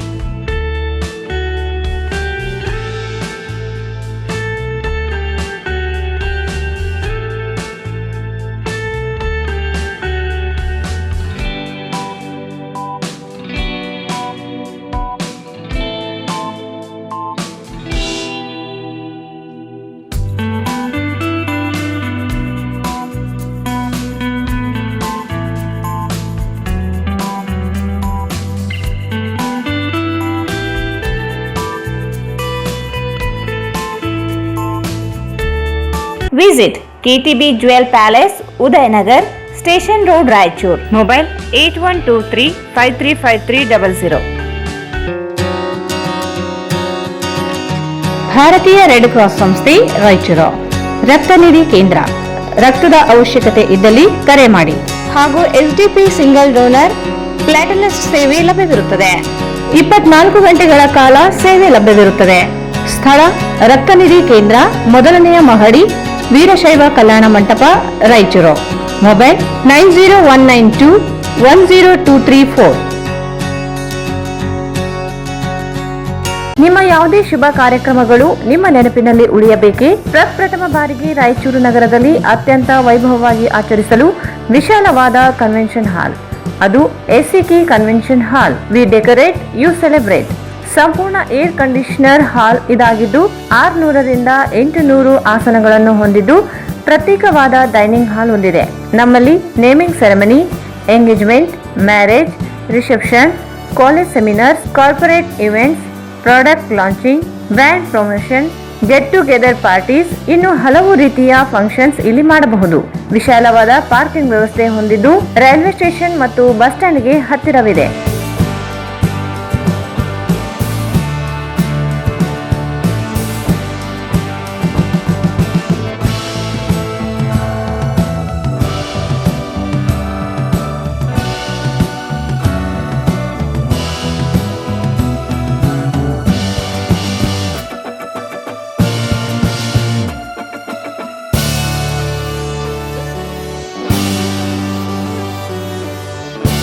ಇಂದೇ ಭೇಟಿ ನೀಡಿ. ಎಸಿಕೆ ಕನ್ವೆನ್ಷನ್ ಹಾಲ್, Shekhar Nagar, IB road, Raichur. Mobile 9483770202. ಮತ್ತೊಮ್ಮೆ ವಾರ್ತೆಗಳಿಗೆ ಸ್ವಾಗತ. ವಾರ್ಡ್ ನಂಬರ್ 13ರ ಭರತ್ ನಗರ ಗಣೇಶ್ ಕಟ್ಟೆಯಲ್ಲಿ ಮಹಾನಗರ ಪಾಲಿಕೆ ವತಿಯಿಂದ ಈ ಖಾತಾ ಅಭಿಯಾನವನ್ನು ಹಮ್ಮಿಕೊಳ್ಳಲಾಗಿದ್ದು, ಇದರ ಉಪಯೋಗವನ್ನು ಬಡಾವಣೆಯ ನಾಗರಿಕರು, ಸಾರ್ವಜನಿಕರು ಪಡೆದುಕೊಳ್ಳಬೇಕು ಎಂದು ಮುಖಂಡರಾದ ರವೀಂದ್ರ ಜಾಲ್ದಾರ್ ಅವರು ತಿಳಿಸಿದರು. ವಾರ್ಡ್ ನಂಬರ್ 13ರ ಭರತ್ ನಗರ ಗಣೇಶ ಕಟ್ಟೆಯಲ್ಲಿ ಮಹಾನಗರ ಪಾಲಿಕೆ ವತಿಯಿಂದ ಈ ಖಾತಾ ಅಭಿಯಾನ ಹಮ್ಮಿಕೊಳ್ಳಲಾಗಿತ್ತು. ಈ ಕಾಲೋನಿಯು ಅತ್ಯಂತ ಹಳೆಯ ಕಾಲೋನಿಯಾಗಿದ್ದು ಕಳೆದ 25 ವರ್ಷಗಳಿಂದ ನಿವಾಸಿಗಳು ವಾಸಿಸುತ್ತಿದ್ದಾರೆ. ಇಲ್ಲಿನ ನಿವಾಸಿಗಳಿಗೆ ಈ ಖಾತಾ, ಬಿ ಖಾತಾ ಯಾವುದೇ ಖಾತೆಗಳು ಇರಲಿಲ್ಲ. ಕಳೆದ 2 ವರ್ಷಗಳಿಂದ ಸರ್ಕಾರದಿಂದ ಬಿ ಖಾತಾ, ಈ ಖಾತಾ ನೀಡಲು ಆದೇಶಿಸಲಾಗಿದೆ. ಸರ್ಕಾರದ ಸುತ್ತೋಲೆಗಳ ಪ್ರಕಾರ ಪ್ರತಿಯೊಂದು ಬಡಾವಣೆಗಳಲ್ಲಿ ಸರ್ಕಾರಿ ಜಮೀನುಗಳನ್ನು ಹೊರತುಪಡಿಸಿ ಉಳಿದೆಲ್ಲವುಗಳಿಗೆ ಬಿ ಖಾತಾ ನೀಡಲು ಆದೇಶಿಸಿದೆ. ಈ ಖಾತಾ ಮಾಡಿಸಲು ನಗರಸಭೆ ಸಹಕಾರ ನೀಡಿದೆ. ಇದರ ಸದುಪಯೋಗ ಪಡಿಸಿಕೊಳ್ಳಬೇಕೆಂದು ಬಿಜೆಪಿ ಮುಖಂಡರಾದ ರವೀಂದ್ರ ಜಾಲ್ದಾರ್ ತಿಳಿಸಿದರು. ಇದರಲ್ಲಿ ಭರತ್ ನಗರ್ ಬಹಳ ಹಳೆಯ ಕಾಲನಿ. ಇಲ್ಲಿ ಕನಿಷ್ಠ 20-25 ವರ್ಷಗಳಿಂದ ನಿವಾಸಿಗಳಿದ್ದು ಯಾವುದೇ ಈ ಖಾತಾ ಆಗಿರ್ಬೋದು, ಬಿ ಖಾತಾ ಯಾವ ಖಾತೆಗಳು ಇರಲಿಲ್ಲ. ಕಳೆದ 2 ವರ್ಷಗಳಿಂದ ಏನೋ ಕೆಲವೊಂದು ಆಗಿದೆ. ಅದ್ರ ಜೊತೆಲಿ ಈಗ ಸರ್ಕಾರದ ವತಿಯಿಂದ ಇವತ್ತಿನ ದಿನ ಬಿ ಖಾತಾ, ಈ ಖಾತಾ ಒಂದು ರೆಗ್ಯುಲರೈಸ್ ಮಾಡಬೇಕಂತ ಇವತ್ತು ತೀರ್ಮಾನ ಆಗಿ ಸರ್ಕಾರದ ಒಂದು ಆದೇಶ ಸುತ್ತೋಲೆಗಳ ಪ್ರಕಾರ ಇವತ್ತಿನ ದಿನ ಪ್ರತಿಯೊಂದು ಬಡಾವಣೆಗಳಲ್ಲಿ ಸರ್ಕಾರಿ ಜಮೀನುಗಳು ಹೊರತುಪಡಿಸಿ ಈಗೇನಿದ್ದಾವ ಈ ಖಾತಾ ಮಾಡಬೇಕಾದ್ರೆ ಅಡ್ಮಿನಿಸ್ಟ್ರೇಟಿವ್ ಅಪ್ರೂವಲ್ ಆಗಬೇಕು, ಆಡಿ ಅಪ್ರೂವಲ್ ಆಗಬೇಕು, ಎನ್ಎ ಅಪ್ರೂವಲ್ ಆಗಬೇಕು. ಕೆಲವೊಂದು ಅನಾವರಣ ಕಾರಣಗಳಿಂದ ಕೆಲವೊಂದು ಅಪ್ರೂವಲ್ಗಳು ಆಗಿಲ್ಲಾರ್ದ ಪಕ್ಷದಲ್ಲಿ ಇವತ್ತಿನ ದಿನ ಈ ನಮ್ಮ ಒಂದು ಭರತ್ ನಗರ್ ಬಡಾವಣೆಯಲ್ಲಿ ಇರುವಂಥ ಮನೆಗಳಿಗೆ ಇವತ್ತಿನ ಸದುಪಯೋಗ ಮಾಡ್ಕೊಳ್ಳೋದಕ್ಕೆ ಒಂದು ಒಳ್ಳೆಯ ಅವಕಾಶ ಬಂದಿದೆ. ಅದಕ್ಕೆ ಈಗಾಗಲೇ 40-48 ಅಪ್ಲಿಕೇಶನ್ಗಳು ನಮ್ಮ ನಗರಸಭೆ ಕೊಟ್ಟಿದ್ದಾರೆ. ಅದರ ಜೊತೆಯಲ್ಲಿ ಎಲ್ಲರೂ ಮನೆ ಮಾಲೀಕರು ಏನು ಡಾಕ್ಯುಮೆಂಟೇಶನ್ ಬೇಕು ಅಂತ ಇವತ್ತಿನ ಪಾಂಪ್ಲೆಟ್ ನಮಗೆ ಕೊಟ್ಟಿದ್ದಾರೆ. ಆ ಪಾಂಪ್ಲೆಟ್ ಪ್ರಕಾರ ತಮ್ಮದು ಏನಿದೆ ಅದನ್ನು ಫಸ್ಟ್ ಒದಗಿಸ್ಬೇಕು. ಅದು ಒದಗಿಸಿದ ನಂತರ ಯಾವ ಇಲ್ಲ ಅನ್ನೋದಕ್ಕೆ ನಾವೆಲ್ಲ ಕುಂತು ತೀರ್ಮಾನ ಮಾಡಿದ ನಂತರ ಅದು ಖಂಡಿತವಾಗಿ ಅಪ್ಲೋಡ್ ಮಾಡಲೇಬೇಕು. ಯಾಕಂದರೆ ಟೈಮ್ ಲಿಮಿಟ್ ಕೊಟ್ಟಿದ್ದಾರೆ ಸರ್ಕಾರ. ಆ ಟೈಮ್ ಬಾಂಡ್ ಇದ್ದದಕ್ಕೆ ಎಲ್ಲರೂ ಸೇರಿ ಕನಿಷ್ಠ ಪಕ್ಷದಲ್ಲಿ ನಿಮ್ಮದು ಏನು ದಾಖಲೆಗಳಿದ್ದಾವೆ ಆ ದಾಖಲೆ ಫಸ್ಟ್ ಸಬ್ಮಿಟ್ ಮಾಡಬೇಕಂತ ತಮ್ಮಲ್ಲಿ ವಿನಯಪೂರ್ವಕವಾಗಿ ವಿನಂತಿ ಮಾಡ್ಕೋತಾ ಇದ್ದೀನಿ ನಾನು. ಯಾಕಂದರೆ ಈಗಾಗಲೇ ಹಲವಾರು 2 ವರ್ಷಗಳಿಂದ ನಾವು ಕೊಟ್ಟಂಥ ಒಂದು ಕೆಲವು ದಾಖಲೆಗಳಲ್ಲಿ ಕೆಲವೊಂದು ಆಗಿದೆ. ಹಿಂಗಾಗಿ ಇನ್ನೂ ಕೆಲವರು ಆಗಿಲ್ಲ. ಈಗ ಆಗಿದ್ದವರು ಸಹ ಇದ್ದಂಥ ದಾಖಲೆಗಳು ಸಬ್ಮಿಟ್ ಮಾಡಲೇಬೇಕು. ಯಾಕಂದರೆ ಈ ಒಂದು ಅಪ್ಡೇಟ್ ಆಗ್ತಾ ಇದೆ. ಈ ವರ್ಷದಿಂದ ಎಲ್ಲ ಆಸ್ತಿಗಳ ತೆರಿಗೆ ಕಟ್ಟಿ ಆಸ್ತಿಗಳ ನಂಬರ್ಗಳ ಪೈಕಿ PID ನಂಬರ್ಗಳು ಈಚ್ ಆ್ಯಂಡ್ ಎವ್ರಿ ಪ್ರಾಪರ್ಟಿಗೆ PID ನಂಬರ್ ಕೊಡಲೇಬೇಕು. ಆ PID ನಂಬರ್ ಕೊಡೋದು ಇದೊಂದು ಒಳ್ಳೆ ಅವಕಾಶ ಬಂದಿದೆ. ಅದಕ್ಕೆ ಎಲ್ಲರೂ ಇದನ್ನು ಸದುಪಯೋಗ ಮಾಡ್ಕೋಬೇಕಂತ ಹೇಳಿ ಈ ನಮ್ಮ ಝೋನಲ್ ಕಮಿಷನರ್ ಆದಂಥ ಸಂಗಮೇಶ್ ಅವರಿಗೆ ನಿಜವಾಗ್ಲೂ ಹೇಳ್ಬೇಕಂತ ನಾವು ಅಭಿನಂದನೆ ಸಲ್ಲಿಸ್ತಾ ಇದ್ದೀವಿ. ಯಾಕಂದರೆ ಇವತ್ತಿನ ದಿನ ಒಂದು ಎಕ್ಸಾಮ್ ಡ್ಯೂಟಿ ಇತ್ತವರಿಗೆ ಬಂದು ಇದಕ್ಕೆ ಕನಿಷ್ಠ ಒಂದು 10 ನಿಮಿಷ ನಮ್ಗೆ ಚಾಲನೆ ಕೊಟ್ಟು ತಾವೊಂದು ಹೇಳಿಕೆ ಹೇಳ್ಬೇಕಂತ ಹೇಳ್ತಾ ಬಂದ್ವಿ. ಈ ಸಂದರ್ಭದಲ್ಲಿ ಕಂದಾಯ ಸಿಬ್ಬಂದಿ ಮಾತನಾಡಿದರು. ಬಿ ಖಾತಾ ಅಭಿಯಾನ ಮಾಡೋಣ. ಎಲ್ಲ ಕಡೆ ಬಿ ಖಾತೆಗಳು ನಮ್ದು ಇಲ್ಲಿ ಸಾಕಷ್ಟು ಬಿ ಖಾತೆಗಳು ಇದ್ರೂ ಸಹ ಅವುಗಳು ಪಡೆದಿಲ್ಲ. ಅವುಗಳನ್ನ ನೀಡಬೇಕು ಮತ್ತು ಅದನ್ನು ಒಂದು ಅಭಿಯಾನ ರೀತಿಯಲ್ಲಿ ಮಾಡಬೇಕಂತ ತುಂಬ ಒಂದು ಉತ್ಸಾಹ ಮಾಡಿಕೊಂಡು ಇವತ್ತು ಈ ಒಂದು ವಾರ್ಡ್ನ ಸದಸ್ಯರು ಈ ಒಂದು ಕಾರ್ಯಕ್ರಮವನ್ನು ಆಯೋಜಿಸಿದ್ದಾರೆ. ಮುಖ್ಯವಾಗಿ ನಾನು ಈ ಮೂಲಕ ನಾನು ಏನು ಹೇಳೋಕ್ಕೆ ಇಷ್ಟಪಡ್ತಾ ಇದ್ದೀನಿ ಅಂತಂತಂದರೆ ಕೆಲವೊಂದು ನನಗೆ ಸಮಯ ಅಭಾವ ಇರೋದ್ರಿಂದ ಕೆಲವೊಂದು ಎರಡೇ ಇನ್ಫಾರ್ಮೇಷನ್ಗಳು ತುಂಬ ಯಾಕೆ ಇಂಪಾರ್ಟೆಂಟ್ ಖಾತಾ ಮಾಡಿಸ್ಕೊಳ್ಳೋದು ಅಂತ ನಾನು ಹೇಳೋಕ್ಕೆ ಇಷ್ಟಪಡ್ತೀನಿ. ಇದರಲ್ಲಿ ಏನಂತಂದರೆ ತಾವು ನೋಡ್ತಾ ಇದ್ದೀರಾ ಅಧಿಕೃತ ಮತ್ತು ಅನಧಿಕೃತ. ಅನಧಿಕೃತ ಅಂತಂದರೆ ಯಾರು ತಪ್ಪು ತಿಳ್ಕೊಬೇಡಿ, ಅದು ಕಾನೂನು ಬಾಹಿರ ಅಲ್ಲ.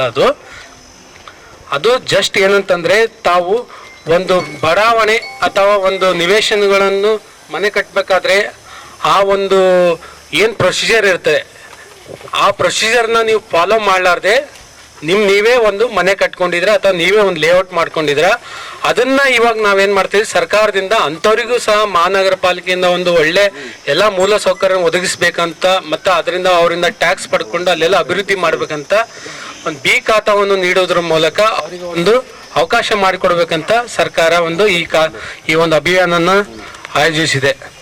ಓಕೆ, ಮೊಟ್ಟ ಮೊದಲನೇದಾಗಿ ಈ ಒಂದು ಖಾತಾ ಮಾಡ್ಬೇಕಾದ್ರೆ ಏನ್ ಬೇಕಂತ ತಾವೆಲ್ಲರೂ ಒಂದ್ಸಾರಿ ಗಮನವಿಟ್ಟು ತಿಳ್ಕೊಂಡ್ಬಿಡಿ. ಯಾಕಂದ್ರೆ ಜಾಸ್ತಿ ಏನಿಲ್ಲ, ಇದು ಒಂದು 5-6 ಡಾಕ್ಯುಮೆಂಟ್ಸ್ ಅಷ್ಟೇ ಇದೆ.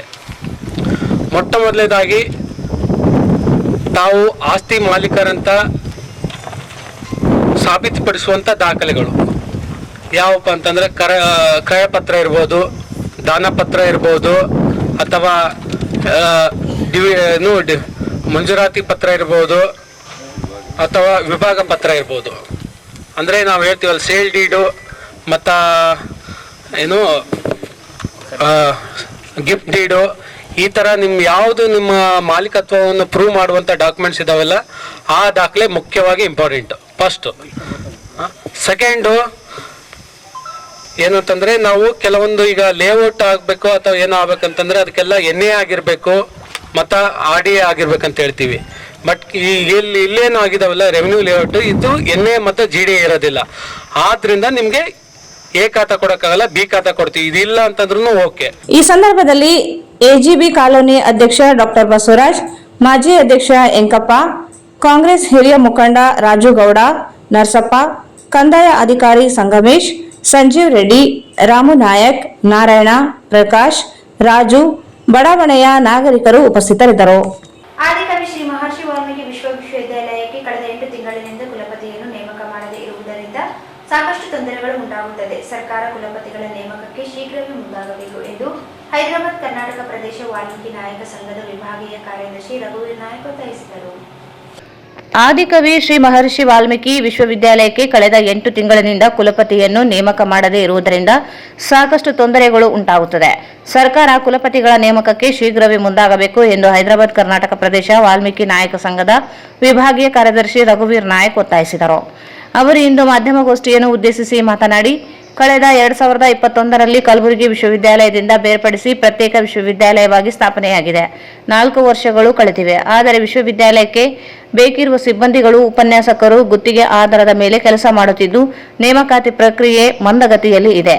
ಹೆಚ್ಚಿನ ಅಭಿವೃದ್ಧಿಗೆ ಸರ್ಕಾರ ಅನುದಾನ ನೀಡಬೇಕಿದೆ. ಕೇವಲ ವಿಶ್ವವಿದ್ಯಾಲಯ ಸ್ಥಾಪನೆ ಮಾಡಿದ್ದು ಬಿಟ್ಟರೆ ಈವರೆಗೆ ಹೆಚ್ಚಿನ ಅನುದಾನ ನೀಡಿಲ್ಲ ಎಂದು ದೂರಿದರು. ರಾಜ್ಯದಲ್ಲಿ ಎಲ್ಲ ವಿಶ್ವವಿದ್ಯಾಲಯಕ್ಕೆ ಹೋಲಿಸಿದರೆ ಆದಿಕವಿ ಶ್ರೀ ಮಹರ್ಷಿ ವಾಲ್ಮೀಕಿ ವಿಶ್ವವಿದ್ಯಾಲಯವು ವರ್ಷಕ್ಕೆ 39 ಕೋಟಿ ಆದಾಯ ಸರ್ಕಾರಕ್ಕೆ ನೀಡುತ್ತಿದೆ. ಇದು ರಾಜ್ಯದಲ್ಲಿ ಹೆಚ್ಚು. ಆದರೂ ಸರ್ಕಾರ ನೇಮಕಾತಿ ಸೇರಿದಂತೆ ಅಭಿವೃದ್ಧಿಗೆ ಮಲತಾಯಿ ಧೋರಣೆ ಅನುಸರಿಸುತ್ತಿದೆ ಎಂದರು. ಕುಲಪತಿಗಳ ನೇಮಕ ವಿಚಾರದಲ್ಲಿ ಅರ್ಜಿ ಕರೆದು ಈ ಭಾಗದವರಿಗೆ ಆದ್ಯತೆ ನೀಡಬೇಕು. ಈ ಭಾಗದವರು ಸಾಕಷ್ಟು ಪರಿಣಿತರಿದ್ದಾರೆ, ಆದರೆ ಬೇರೆ ಭಾಗದವರನ್ನು ನೇಮಕ ಮಾಡುತ್ತಿರುವುದು ಸರಿಯಲ್ಲ. ಕುಲಪತಿಗಳ ನೇಮಕ ಮಾಡಲು ಸರ್ಕಾರ ಕೂಡಲೇ ಕ್ರಮ ವಹಿಸಬೇಕಿದೆ ಎಂದು ತಿಳಿಸಿದರು. ಆದಿಕವಿ ಶ್ರೀ ಮಹರ್ಷಿ ವಾಲ್ಮೀಕಿ ವಿಶ್ವವಿದ್ಯಾಲಯದ ಅಭಿವೃದ್ಧಿಗೆ ಸರ್ಕಾರ ಬದ್ಧತೆ ತೋರಿಸಬೇಕು. ಈ ಭಾಗದ ಶೈಕ್ಷಣಿಕ ಅಭಿವೃದ್ಧಿಗೆ ಹೆಚ್ಚಿನ ಅನುದಾನ ನೀಡಬೇಕು. ಈ ಭಾಗದವರನ್ನು ಕುಲಪತಿಗಳ ನೇಮಕ ಮಾಡಬೇಕು. ಬೋಧಕ ಬೋಧಕೇತರ ನೇಮಕಾತಿಗೆ ಮುಂದಾಗಬೇಕೆಂದು ತಿಳಿಸಿದರು. ಗುಲ್ಬರ್ಗ ವಿಶ್ವವಿದ್ಯಾಲಯದಿಂದ ಶೈಕ್ಷಣಿಕವಾಗಿ ರಾಯಚೂರು ಮತ್ತು ಯಾದಗಿರಿ ಅತ್ಯಂತ ಹಿಂದುಳಿದ ಪ್ರದೇಶ ಅಂತ ಹೇಳಿ ಗುಲ್ಬರ್ಗ ವಿಶ್ವವಿದ್ಯಾಲಯ ಎಲ್ಲೋ ಒಂದು ತನ್ನ ಘನತೆಯನ್ನು ಕಾಪಾಡಿಕೊಳ್ಳುವಲ್ಲಿ ವಿಫಲ ಆಯಿತು ಅಂತೇಳಿ ಪ್ರತ್ಯೇಕ ವಿಶ್ವವಿದ್ಯಾಲಯವನ್ನು ರಾಯಚೂರಿಗೆ ಮಂಜೂರು ಮಾಡಿತು. ಈ ಭಾಗ ಶೈಕ್ಷಣಿಕವಾಗಿ ನಿಜವಾಗ್ಲೂ ಹಿಂದುಳಿದಿದೆ. ಈ ಭಾಗದ ಪ್ರತಿನಿಧಿಗಳು ಸಹ ಆಸಕ್ತಿಯಿಂದ ಶೈಕ್ಷಣಿಕವಾಗಿ ಮುಂದುವರಿಲಿ ಅಂತೇಳಿ ಪ್ರತ್ಯೇಕ ವಿಶ್ವವಿದ್ಯಾಲಯ ಆದರೆ ಹೋಗ್ಲಿಕ್ಕೆ ಬರಲಿಕ್ಕೆ ಎಲ್ಲರಿಗೂ ಅನುಕೂಲ ಆಗುತ್ತೆ, ಈ ಭಾಗಕ್ಕೆ ಹೆಚ್ಚಿನ ಅನುಕೂಲ ಆಗುತ್ತೆ, ಜೊತೆಗೆ ಉನ್ನತ ವ್ಯಾಸಂಗಕ್ಕೆ ಅನುಕೂಲ ಆಗುತ್ತೆ ಅಂತ ಹೇಳಿ ವಿಶ್ವವಿದ್ಯಾಲಯ ಮಾಡಿದೆ. ಆದರೆ ವಿಶ್ವವಿದ್ಯಾಲಯ ಆದ ನಂತರ ಏನು ಅನುದಾನ ನೀಡುವಲ್ಲಿಯೂ ಸಹ ಜೊತೆಗೆ ನೇಮಕಾತಿ ಪ್ರಕ್ರಿಯೆ ಅತ್ಯಂತ ವಿಳಂಬ ಆಗ್ತಾ ಇದೆ. ಅದು ಬಹಳ ಮುಖ್ಯವಾಗಿ ಕುಲಪತಿಗಳ ನೇಮಕ. ಕುಲಪತಿಗಳ ನೇಮಕ ಏನಾಗಿದೆ, ಇಲ್ಲಿವರೆಗೂ ಅಕ್ಟೋಬರ್ ಅವಧಿ ಮುಗಿದೋಯ್ತು. ಕಳೆದ ಅಕ್ಟೋಬರ್ ಸುಮಾರು 8 ತಿಂಗಳಾಯಿತು ಇಲ್ಲಿವರೆಗೂ ಕುಲಪತಿಗಳ ನೇಮಕ ಆಗಿದೆ. ಅಂದ್ರೆ ಇದರಿಂದ ಏನು ಗೊತ್ತಾಗುತ್ತೆ, ಕೇವಲ ಈ ಭಾಗಕ್ಕೆ ಹೆಸರು ಘೋಷಣೆಗಳು ಮಾಡಿದ್ರೆ ಆಯಿತು, ಯಾವುದೇ ಅನುದಾನಗಳು ಕೊಡೋದು ಬೇಕಾಗಿಲ್ಲ, ಯಾವುದೇ ನೇಮಕಾತಿಗಳು ಬೇಕಾಗಿಲ್ಲ. ಯಾಕಂತಂದ್ರೆ ಇಲ್ಲಿ ಸಾಕಷ್ಟು ಜನ ಆ ಒಂದು ಯೂನಿವರ್ಸಿಟಿಯಲ್ಲಿ ಗುತ್ತಿಗೆ ಆಧಾರದ ಮೇಲೆ ಕೆಲಸ ಮಾಡ್ತಾ ಇದ್ದಾರೆ ಲೆಕ್ಚರ್ಸ್ ಇವತ್ತಿಗೂ, ಶಿಕ್ಷಕ ಮತ್ತು ಶಿಕ್ಷಕೇತರ ಕ್ಷೇತ್ರಗಳಲ್ಲಿ. ನೀವು ಅನುದಾನ ಕೊಟ್ಟಾಗ ಏನಾಗುತ್ತೆ, ನೇಮಕಾತಿ ಪ್ರಕ್ರಿಯೆ ಸರಳವಾಗಿ ಆಗುತ್ತೆ, ಫೈನಾನ್ಸ್ ಅಪ್ರೂವಲ್ ಸಿಕ್ಕಾಗ ನೇಮಕಾತಿಗಳು ಫಾಸ್ಟ್ ಆಗಿ ಆಗುತ್ತೆ. ಅದ್ರ ಜೊತೆಗೆ ಕುಲಪತಿಗಳ ನೇಮಕ, ನೀವು ಕುಲಪತಿಗಳ ನೇಮಕ ಹೆಂಗ್ ಮಾಡ್ತೀರಿ ಅಂತಂದ್ರೆ, ಯಾರು ದುಡ್ಡು ಕೊಟ್ಟಿರ್ತಾರೋ ಪ್ರತಿಷ್ಠಿತರಿರ್ತಾರೆ ಅವರಿಗೆ ನೇಮಕಾತಿ ಆಗ್ತದೆ. ಅವ್ರೇನ್ ಮಾಡ್ತಾರೆ, ದುಡ್ಡು ಸೇರಿರ್ತಾರೆ, ದುಡ್ಡು ಮಾಡ್ಕೊಂಡು ಹೋಗೋಕೆ ಬರ್ತಾರೆ. ನಮ್ಮ ಒತ್ತಾಯ ಏನಂದ್ರೆ, ಕಲ್ಯಾಣ ಕರ್ನಾಟಕ ಭಾಗದನ್ನ ಸಮರ್ಥರನ್ನ ಆಯ್ಕೆ ಮಾಡ್ರಿ, ಯಾರು ಹರಹರಿದ್ದಾರೆ ಅವ್ರನ್ನ ಆಯ್ಕೆ ಮಾಡ್ರಿ. ಅದು ತ್ವರಿತ ಗತಿಯಲ್ಲಿ ಆಗೋದು. ಯಾಕಂದ್ರೆ 8 ತಿಂಗಳಿಗೆ ಆಲ್ರೆಡಿ ಹೋಗಿದೆ, ಈ ಅವಧಿ ಮತ್ತೆ ವಾಪಸ್ ಬರೋದಿಲ್ಲ. ನೇಮಕಾತಿ ಪ್ರಕ್ರಿಯೆಯೂ ಸಹ ಸಾಕಷ್ಟು ವಿಳಂಬವಾಗ್ತಾ ಇದೆ. ಹಾಗಾಗಿ ಕೂಡಲೇ ಆದಿಕವಿ ಮಹರ್ಷಿ ವಾಲ್ಮೀಕಿ ವಿಶ್ವವಿದ್ಯಾಲಯಕ್ಕೆ ಕಲ್ಯಾಣ ಕರ್ನಾಟಕದ ಭಾಗದ ಸಮರ್ಥರನ್ನ ನೀವು ಕುಲಪತಿಗಳನ್ನಾಗಿ ನೇಮಕ ಮಾಡಬೇಕು. ಜೊತೆಗೆ ಏನು ಅನುದಾನ ನೀಡುವಲ್ಲಿ, ಆಮೇಲೆ ನೇಮಕಾತಿಯಲ್ಲಿ ತ್ವರಿತಗತಿಯಲ್ಲಿ ಮಾಡಬೇಕು. ಯಾಕಂದ್ರೆ ಹೆಚ್ಚಿನ ಆದಾಯ ಬರ್ತಾ ಇರೋದೇ ರಾಯಚೂರು ವಿಶ್ವವಿದ್ಯಾಲಯದಿಂದ. ಸುಮಾರು ವರ್ಷಕ್ಕೆ 39 ಕೋಟಿ ಆದಾಯ ಸರ್ಕಾರಕ್ಕೆ ಬರ್ತಾ ಇದೆ. ಅಂದ್ರೆ ಹುಡುಗರೇನು ಫೀಸ್ ತುಂಬ್ತಾರೆ, ಅಡ್ಮಿಷನ್ ಫೀಸ್, ಟ್ಯೂಷನ್ ಏನು ಎಕ್ಸಾಮ್ ಫೀಸ್, ಇದೇ 39 ಕೋಟಿ ಹೈಯೆಸ್ಟ್ ಬರ್ತಾ ಇದೆ. ಯಾಕಂದ್ರೆ ನಮ್ಮ ವ್ಯಾಪ್ತಿನೂ ದೊಡ್ಡದಿದೆ.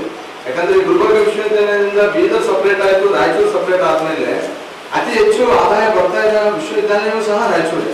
ಹಾಗಾಗಿ ಸರ್ಕಾರ ಇದನ್ನ ಗಂಭೀರವಾಗಿ ಪರಿಗಣಿಸಬೇಕು. ಈ ವಿಶ್ವವಿದ್ಯಾಲಯಕ್ಕೆ ಕೂಡಲೇ ಕಲ್ಯಾಣ ಕರ್ನಾಟಕ ಭಾಗದ ಸಮರ್ಥನ ಕುಲಪತಿಗಳನ್ನಾಗಿ ನೇಮಕ ಮಾಡಬೇಕು. ಜೊತೆಗೆ ಅನುದಾನವನ್ನು ಸಹ ನೀಡಿ ಈ ಭಾಗವನ್ನು ಶೈಕ್ಷಣಿಕವಾಗಿ ಅಭಿವೃದ್ಧಿ ಮಾಡಬೇಕಂತ ಹೇಳಿ ಸರ್ಕಾರಕ್ಕೆ ನಾವು ಆಗ್ರಹಿಸ್ತಾ ಇದ್ದೀವಿ. ಈ ಸಂದರ್ಭದಲ್ಲಿ ರಾಮಣ್ಣ ನಾಯಕ್, ರಾಚಣ್ಣ ನಾಯಕ್, ನರೇಂದ್ರ ನಾಯಕ್, ಬೋಳಬಂಡಿ ನಾಯಕ್, ರಾಮು ನಾಯಕ್ ಸೇರಿದಂತೆ ಅನೇಕರಿದ್ದರು. ಜನಪದ ಮತ್ತು ಕೃಷಿ ಎರಡೂ ಬೇರೆ ಬೇರೆ ಅಲ್ಲ, ಒಂದಕ್ಕೊಂದು ಪೂರಕವಾಗಿದೆ. ಜೈ ಜವಾನ್ ಜೈ ಕಿಸಾನ್ ಎಂಬ ಧ್ಯೇಯವಾಕ್ಯವನ್ನು ನಮ್ಮ ಜೀವನದಲ್ಲಿ ಅಳವಡಿಸಿಕೊಳ್ಳಬೇಕು.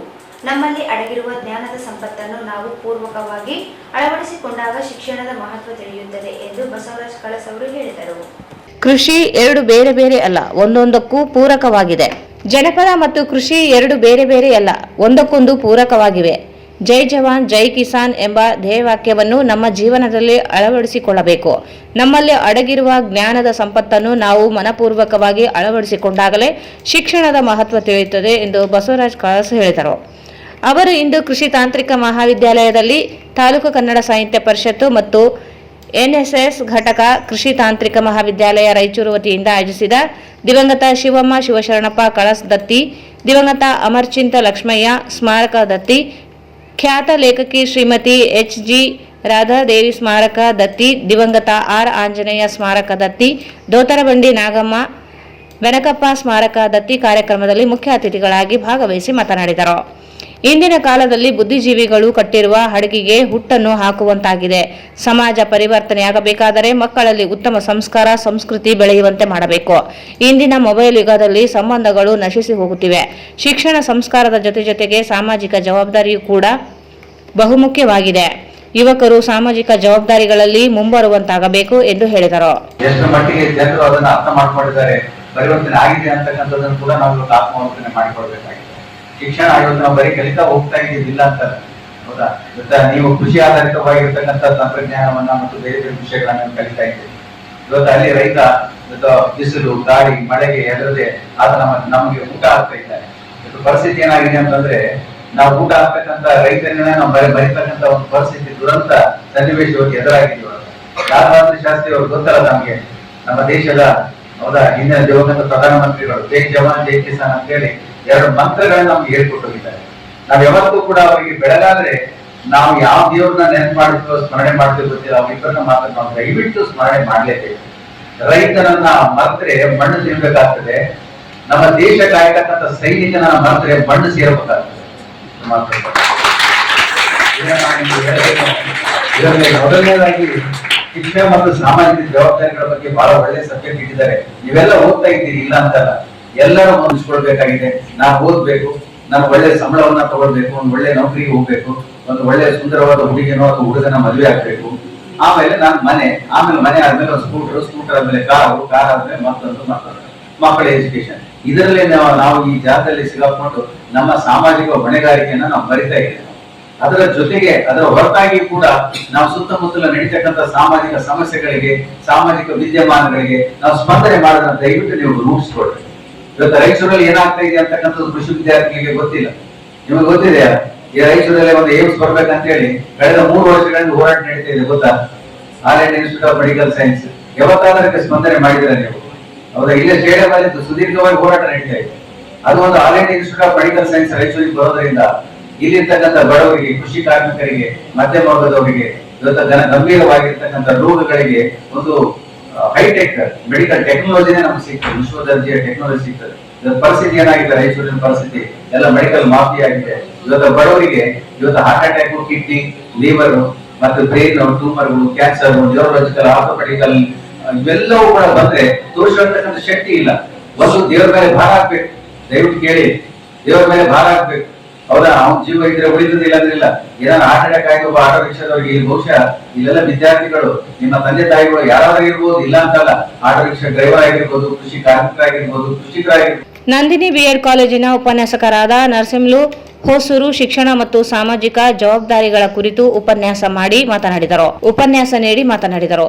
ಶಿಕ್ಷಣವು ಪ್ರತಿಯೊಬ್ಬರಿಗೂ ಬಹಳ ಮುಖ್ಯವಾಗಿ ಬೇಕೇ ಬೇಕು. ಶಿಕ್ಷಣವೆಂದರೆ ಮೇಲೆ ಎತ್ತುವುದು, ಬದಲಾಗುವುದು, ಪರಿವರ್ತನೆಯಾಗುವುದು, ನಮ್ಮ ಜೀವನದ ರೀತಿ ನೀತಿಗಳನ್ನು ತಿಳಿಸಿಕೊಡುವುದೇ ಶಿಕ್ಷಣವೆಂದು ಹೇಳಿದರು.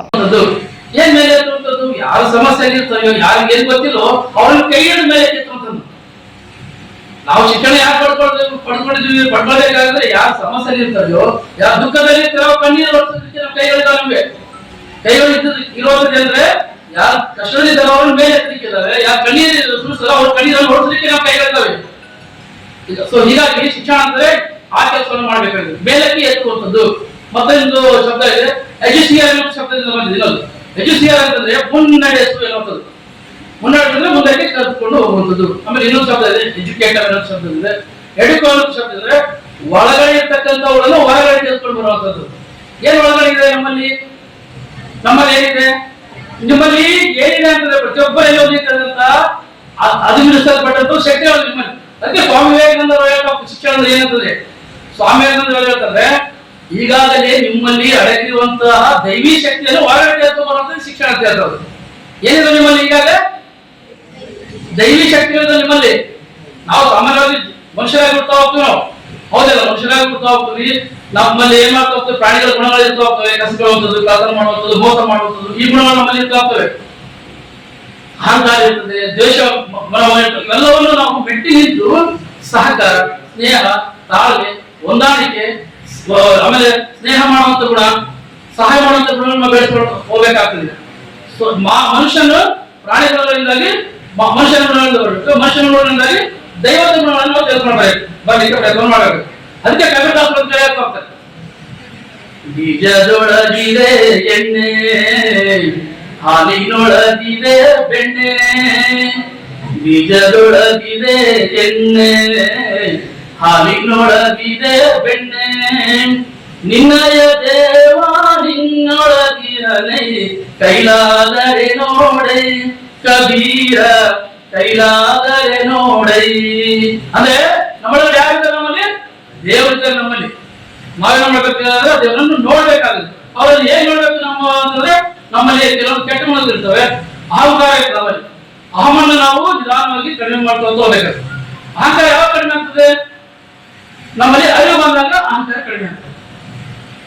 ಅರಿವು ಬಂದಾಗ ಅಹಂಕಾರ ಕಡಿಮೆ ಆಗ್ತದೆ. ಆವಾಗ ನಮ್ಮಲ್ಲಿ ಏನಿರ್ತದೆ ಅಂದ್ರೆ ಇರುವಿಕೆ ನಮ್ಗೆ ಗೊತ್ತಾಗ್ತದೆ. ಅಂದ್ರೆ ನಾನು ಯಾರು ಅನ್ನೋದು ಗೊತ್ತಾಗ್ತದೆ. ನಾನು ಯಾರು ಅನ್ನೋದು ಗೊತ್ತಾದಾಗ ಅದೇ ಸತ್ಯ, ಮತ್ತೇನಿಲ್ಲ. ನಾವು ಯಾಕಂದ್ರೆ ಈ ಭೂಮಿ ಮೇಲೆ ಅಂತಂದ್ರೆ ಯಾವುದೂ ಅಸಾಧ್ಯವಾಗುತ್ತಿಲ್ಲ, ಎಲ್ಲವೂ. ಅದೇ ರೀತಿಯಾಗಿ ಜನಪದ ಸಾಹಿತ್ಯ ಕುರಿತು ಉಪನ್ಯಾಸ ನೀಡಿದ ವೀರಶೈವ ಬಿಎಡ್ ಕಾಲೇಜಿನ ಉಪನ್ಯಾಸಕರಾದ ಹೇಮರೆಡ್ಡಿ ಪಾಟೀಲ್ ಅವರು ಮಾತನಾಡಿ, ಕೃಷಿ ಕಾಯಕದಲ್ಲಿ ಹುಟ್ಟಿಕೊಂಡಿರುವುದೇ ಜನಪದವೆನ್ನುವುದು ನಮ್ಮ ಮನೆ ಮನಗಳಲ್ಲಿ ಹಾಸುಹೊಕ್ಕಾಗಿದೆ. ಹಿಂದಿನ ಕಾಲದ ಜನಪದರು ಅಮುಕ್ತ ಕಲ್ಪನೆಯ ಬೀಜಗಳನ್ನು ಬಿತ್ತುತ್ತಿದ್ದರು. ನಮ್ಮ ಜನಪದ ಸಂಸ್ಕೃತಿಯು ಜೀವನದ ಅವಿಭಾಜ್ಯ ಅಂಗವಾಗಿ ಹೋಗಿದೆ. ಜನಪದ ಸಾಹಿತ್ಯವೆಂದರೆ ಸ್ತ್ರೀ ಮಹಿಳೆ ದಿಟ್ಟತನಕ್ಕೆ ಹೆಸರುವಾಸಿಯಾದವಳು. ಅದಕ್ಕಾಗಿ ಹೇಳುತ್ತಾರೆ, ನಡೆತೀರ್ಥ ನುಡಿತೀರ್ಥ ಸನ್ನಡತೆ ತೀರ್ಥ ಎಂದು ಹೇಳಿದರು. ದತ್ತಿ ಕಾರ್ಯಕ್ರಮವನ್ನು ಉದ್ಘಾಟಿಸಿ ಮಾತನಾಡಿದ ಕೃಷಿ ತಾಂತ್ರಿಕ ಮಹಾವಿದ್ಯಾಲಯದ ಡೀನ್ ಡಾಕ್ಟರ್ ಮಲ್ಲಿಕಾರ್ಜುನ ಎಸ್ ಅಯ್ಯನಗೌಡರ್, ಜನಪದ ಮತ್ತು ಕೃಷಿಯಲ್ಲಿ ತಾಂತ್ರಿಕತೆ ಬೇರೆ ಬೇರೆ ಅಲ್ಲ, ಅವೆರಡೂ ಒಂದಕ್ಕೊಂದು ಪೂರಕ. ಕೋಟಿ ವಿದ್ಯೆಗಿಂತ ಮೇಟಿ ವಿದ್ಯೆ ಲೇಸು, ಕೃಷಿಗೆ ಮಹತ್ವದ ಸ್ಥಾನವಿದೆ ಎಂದರು. ಕಾರ್ಯಕ್ರಮದ ಅಧ್ಯಕ್ಷತೆಯನ್ನು ತಾಲೂಕು ಕನ್ನಡ ಸಾಹಿತ್ಯ ಪರಿಷತ್ತಿನ ಅಧ್ಯಕ್ಷರಾದ ವೆಂಕಟೇಶ್ ಬೆಂಚಿ ವಹಿಸಿದರು. ವೇದಿಕೆಯಲ್ಲಿ ಲಕ್ಷ್ಮೀದೇವಿ ರಾವತರಾವ್ ಬರೂರ್, ಗೌರವ ಕಾರ್ಯದರ್ಶಿ ತಾಲೂಕು ಕನ್ನಡ ಸಾಹಿತ್ಯ ಪರಿಷತ್ ರಾಯಚೂರು, ಡಾಕ್ಟರ್ ಪಿಎಫ್ ಮಠದ್, ಡಾಕ್ಟರ್ ಏಸಪ್ಪ ಎಲ್, ರಾಷ್ಟ್ರೀಯ ಸೇವಾ ಯೋಜನಾ ಕಾರ್ಯಕ್ರಮದ ಅಧಿಕಾರಿಗಳು, ಕೃಷಿ ತಾಂತ್ರಿಕ ಮಹಾವಿದ್ಯಾಲಯ ರಾಯಚೂರು, ರಕ್ಷಿತಾ ಮತ್ತು ವಿಜಯಲಕ್ಷ್ಮಿ ವಿದ್ಯಾರ್ಥಿನಿಯರು ಪ್ರಾರ್ಥಿಸಿದರು. ರಾವತರಾವ್ ಬರೂರ್ ಸ್ವಾಗತಿಸಿದರು. ರೇಖಾ ಬಡಿಗೆ ನಿರೂಪಿಸಿದರು. ಡಾಕ್ಟರ್ ಪಿಎಫ್ ಮಠದ್ ವಂದಿಸಿದರು. ನಿಧಿಯ ಆಸೆಗಾಗಿ ಪುರಾತನ ದೇವಾಲಯದ ಕಟ್ಟೆಯನ್ನು ದೇವಸ್ಥಾನದ ಅರ್ಚಕರೇ ಧ್ವಂಸಗೊಳಿಸಿದ್ದಾರೆ ಎಂದು ಬಜರಂಗ ದಳದ ಕಾರ್ಯಕರ್ತರು ಆರೋಪಿಸಿದ್ದಾರೆ. ನಿಧಿಯ ಆಸೆಗಾಗಿ ಪುರಾತನ ದೇವಾಲಯದ ಕಟ್ಟೆಯನ್ನು ದೇವಸ್ಥಾನದ ಅರ್ಚಕರೇ ಧ್ವಂಸಗೊಳಿಸಿದ್ದಾರೆ ಎಂದು ಬಜರಂಗ ದಳದ ಕಾರ್ಯಕರ್ತರು ಆರೋಪಿಸಿದ್ದಾರೆ. ನಗರದ ಗಂಗಾ ನಿವಾಸ ಬಡಾವಣೆ ವ್ಯಾಪ್ತಿಯ ಬೆಟ್ಟದಗೇರಿಯ ಪುರಾತನ ದೇವಸ್ಥಾನದ ಕಟ್ಟೆಯನ್ನು ಪೂಜಾರಿಯೇ ಧ್ವಂಸಗೊಳಿಸಿದ ಕುರಿತು ಪೊಲೀಸರಿಗೆ ಮಾಹಿತಿ ನೀಡಿದರು. ದೇವಸ್ಥಾನದ ಅರ್ಚಕ ಶಕ್ತಿ ಸಿಂಗ್ ಅವರನ್ನು ಪೊಲೀಸರು ವಿಚಾರಿಸಿದ್ದು, ಗಣೇಶ ಮೂರ್ತಿ ಸ್ಥಾಪನೆಗೆ ದೇವಸ್ಥಾನದ ಕಟ್ಟೆಯ ಬಂಡೆ ಒಡೆಯಲಾಗಿದೆ ಎಂದು ತಿಳಿದು ಬಂದಿದೆ. ಬಜರಂಗ ದಳದ ಕಾರ್ಯಕರ್ತರು ಹಾಗೂ ಅರ್ಚಕರ ಮಧ್ಯೆ ಈ ಹಿಂದೆ ವೈಮನಸ್ಸು ಇತ್ತು ಎಂದು ಹೇಳಲಾಗಿದೆ. ಅರ್ಚಕ ಶಕ್ತಿ ಸಿಂಗ್ ಅವರ ನಿರ್ವಹಣೆಯ ಬಗ್ಗೆ ಕೆಲ ಸ್ಥಳೀಯರಿಗೆ ಹಲವು ದಿನಗಳಿಂದ ವೈಮನಸ್ಸು ಉಂಟಾಗಿದ್ದು, ಅವರನ್ನು ಬದಲಾಯಿಸಲು ಆಗಾಗ ಮಾತಿನ ಚಕಮಕಿ ನಡೆಯುತ್ತಿತ್ತು ಎಂದು ಪೊಲೀಸರು ತಿಳಿಸಿದ್ದಾರೆ. ಇದನ್ನೇ ನೆಪವಾಗಿಸಿಕೊಂಡು ನಿಧಿಗಾಗಿ ದೇವಸ್ಥಾನ ಧ್ವಂಸಗೊಳಿಸಲು ಯತ್ನಿಸುತ್ತಿದ್ದಾನೆ ಎಂದು ಆರೋಪಿಸಿದ್ದಾರೆ. ಅರಕೆರೆ ತಾಲೂಕಿನ ನಾಗರದಿನ್ನಿ ಗ್ರಾಮದಲ್ಲಿ ಭಾರೀ ಬಿರುಗಾಳಿ, ಗುಡುಗು, ಸಿಡಿಲು, ಆರ್ಭಟದೊಂದಿಗೆ ಆಲೆಕಲ್ಲು ಮಳೆ ಸುರಿದಿದೆ. ಅರಕೆರೆ ತಾಲೂಕಿನ ನಾಗರದಿನ್ನಿ ಗ್ರಾಮದಲ್ಲಿ ಭಾರೀ ಬಿರುಗಾಳಿ, ಗುಡುಗು, ಸಿಡಿಲು, ಆರ್ಭಟದೊಂದಿಗೆ ಆಲೆಕಲ್ಲು ಮಳೆ ಸುರಿದಿದೆ.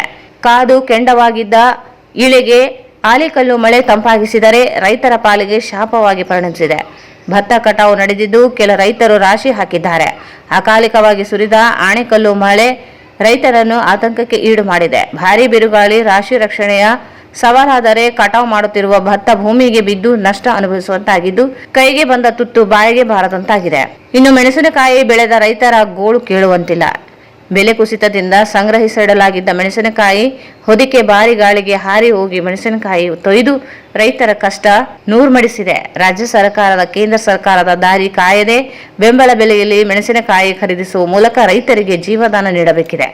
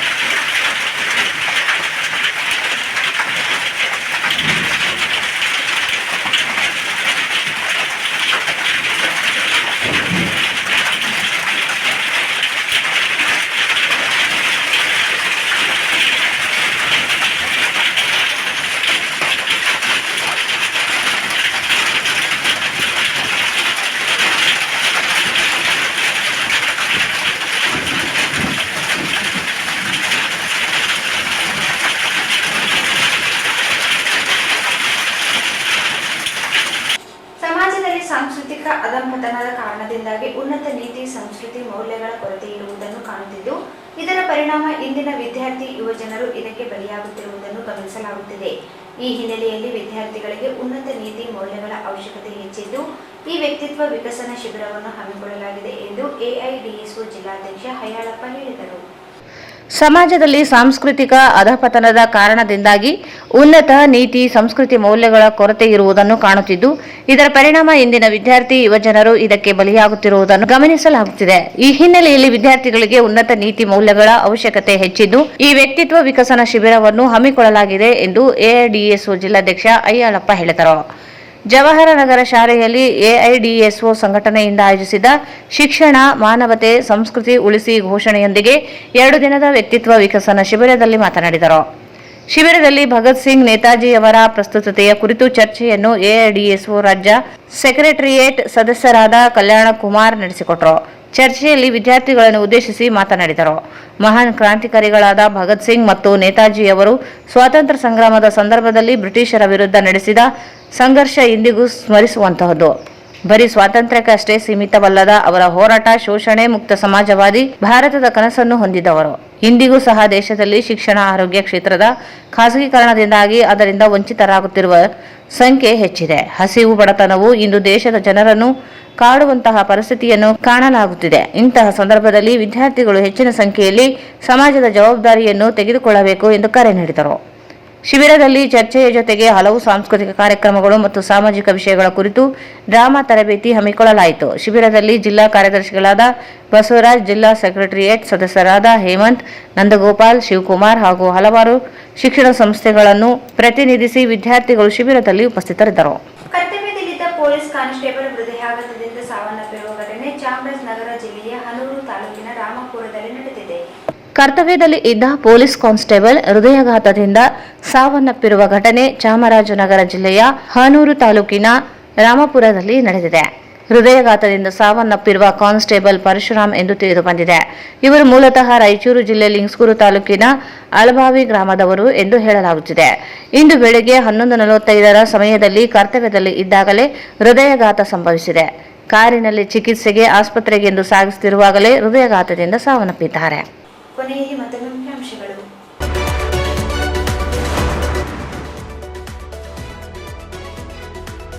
ಮೋದಿ ಒಬ್ಬ ದುರ್ಬಲ ಪ್ರಧಾನಿ, ಉಗ್ರಪ್ಪ ವಾಗ್ದಾಳಿ.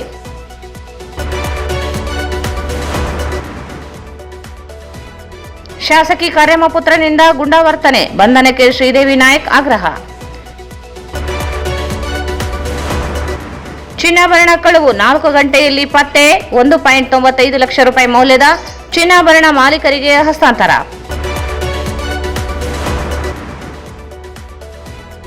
ಹಿಂದೂಗಳ ಮೇಲಿನ ದಾಳಿ, ಉಗ್ರವಾದ ಖಂಡಿಸಿ ಪ್ರತಿಭಟನೆ, ಆನಂದ್ ಫಡ್ನೀಸ್.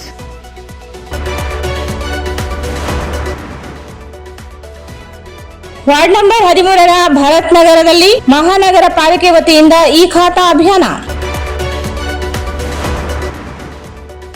ಆದಿಕವಿ ಶ್ರೀ ಮಹರ್ಷಿ ವಾಲ್ಮೀಕಿ ವಿಶ್ವವಿದ್ಯಾಲಯಕ್ಕೆ ಕಲ್ಯಾಣ ಕರ್ನಾಟಕ ಭಾಗದಿಂದ ಕುಲಪತಿ ನೇಮಿಸಲಿ, ರಘುವೀರ್ ನಾಯಕ್. ಸಮಾಜ ಪರಿವರ್ತನೆಯಾಗಬೇಕಾದರೆ ಮಕ್ಕಳಲ್ಲಿ ಉತ್ತಮ ಸಂಸ್ಕಾರ ಸಂಸ್ಕೃತಿ ಬೆಳೆಯುವಂತೆ ಮಾಡಬೇಕು, ಬಸವರಾಜ್ ಕಳಸ್. ನಿಧಿ ಆಸೆಗೆ ಕಟ್ಟೆ ಧ್ವಂಸ ಆರೋಪ, ಬಜರಂಗದಳ ಕಾರ್ಯಕರ್ತರ ನಡುವೆ ವಾಗ್ವಾದ.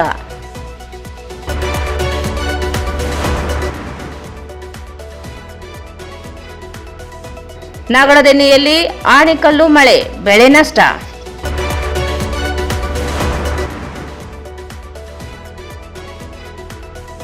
ವಿದ್ಯಾರ್ಥಿಗಳಿಗೆ ಉನ್ನತ ನೀತಿ ಮೌಲ್ಯಗಳು ಅಗತ್ಯ, ಅಯ್ಯಾಳಪ್ಪ.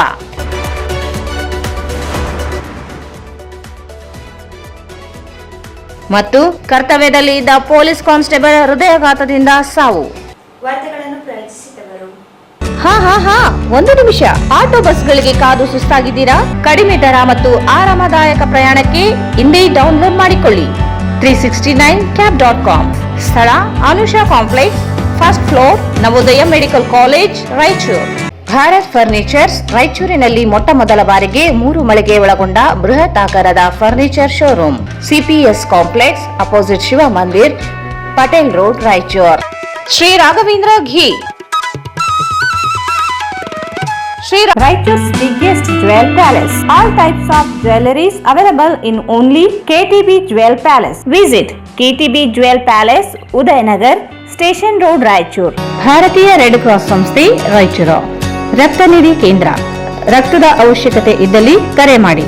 ಸ್ಥಳ ರಕ್ತನಿಧಿ ಕೇಂದ್ರ, ಮೊದಲನೆಯ ಮಹಡಿ, Veerashaiva Kalyana Mantapa, Raichur. SAK convention hall.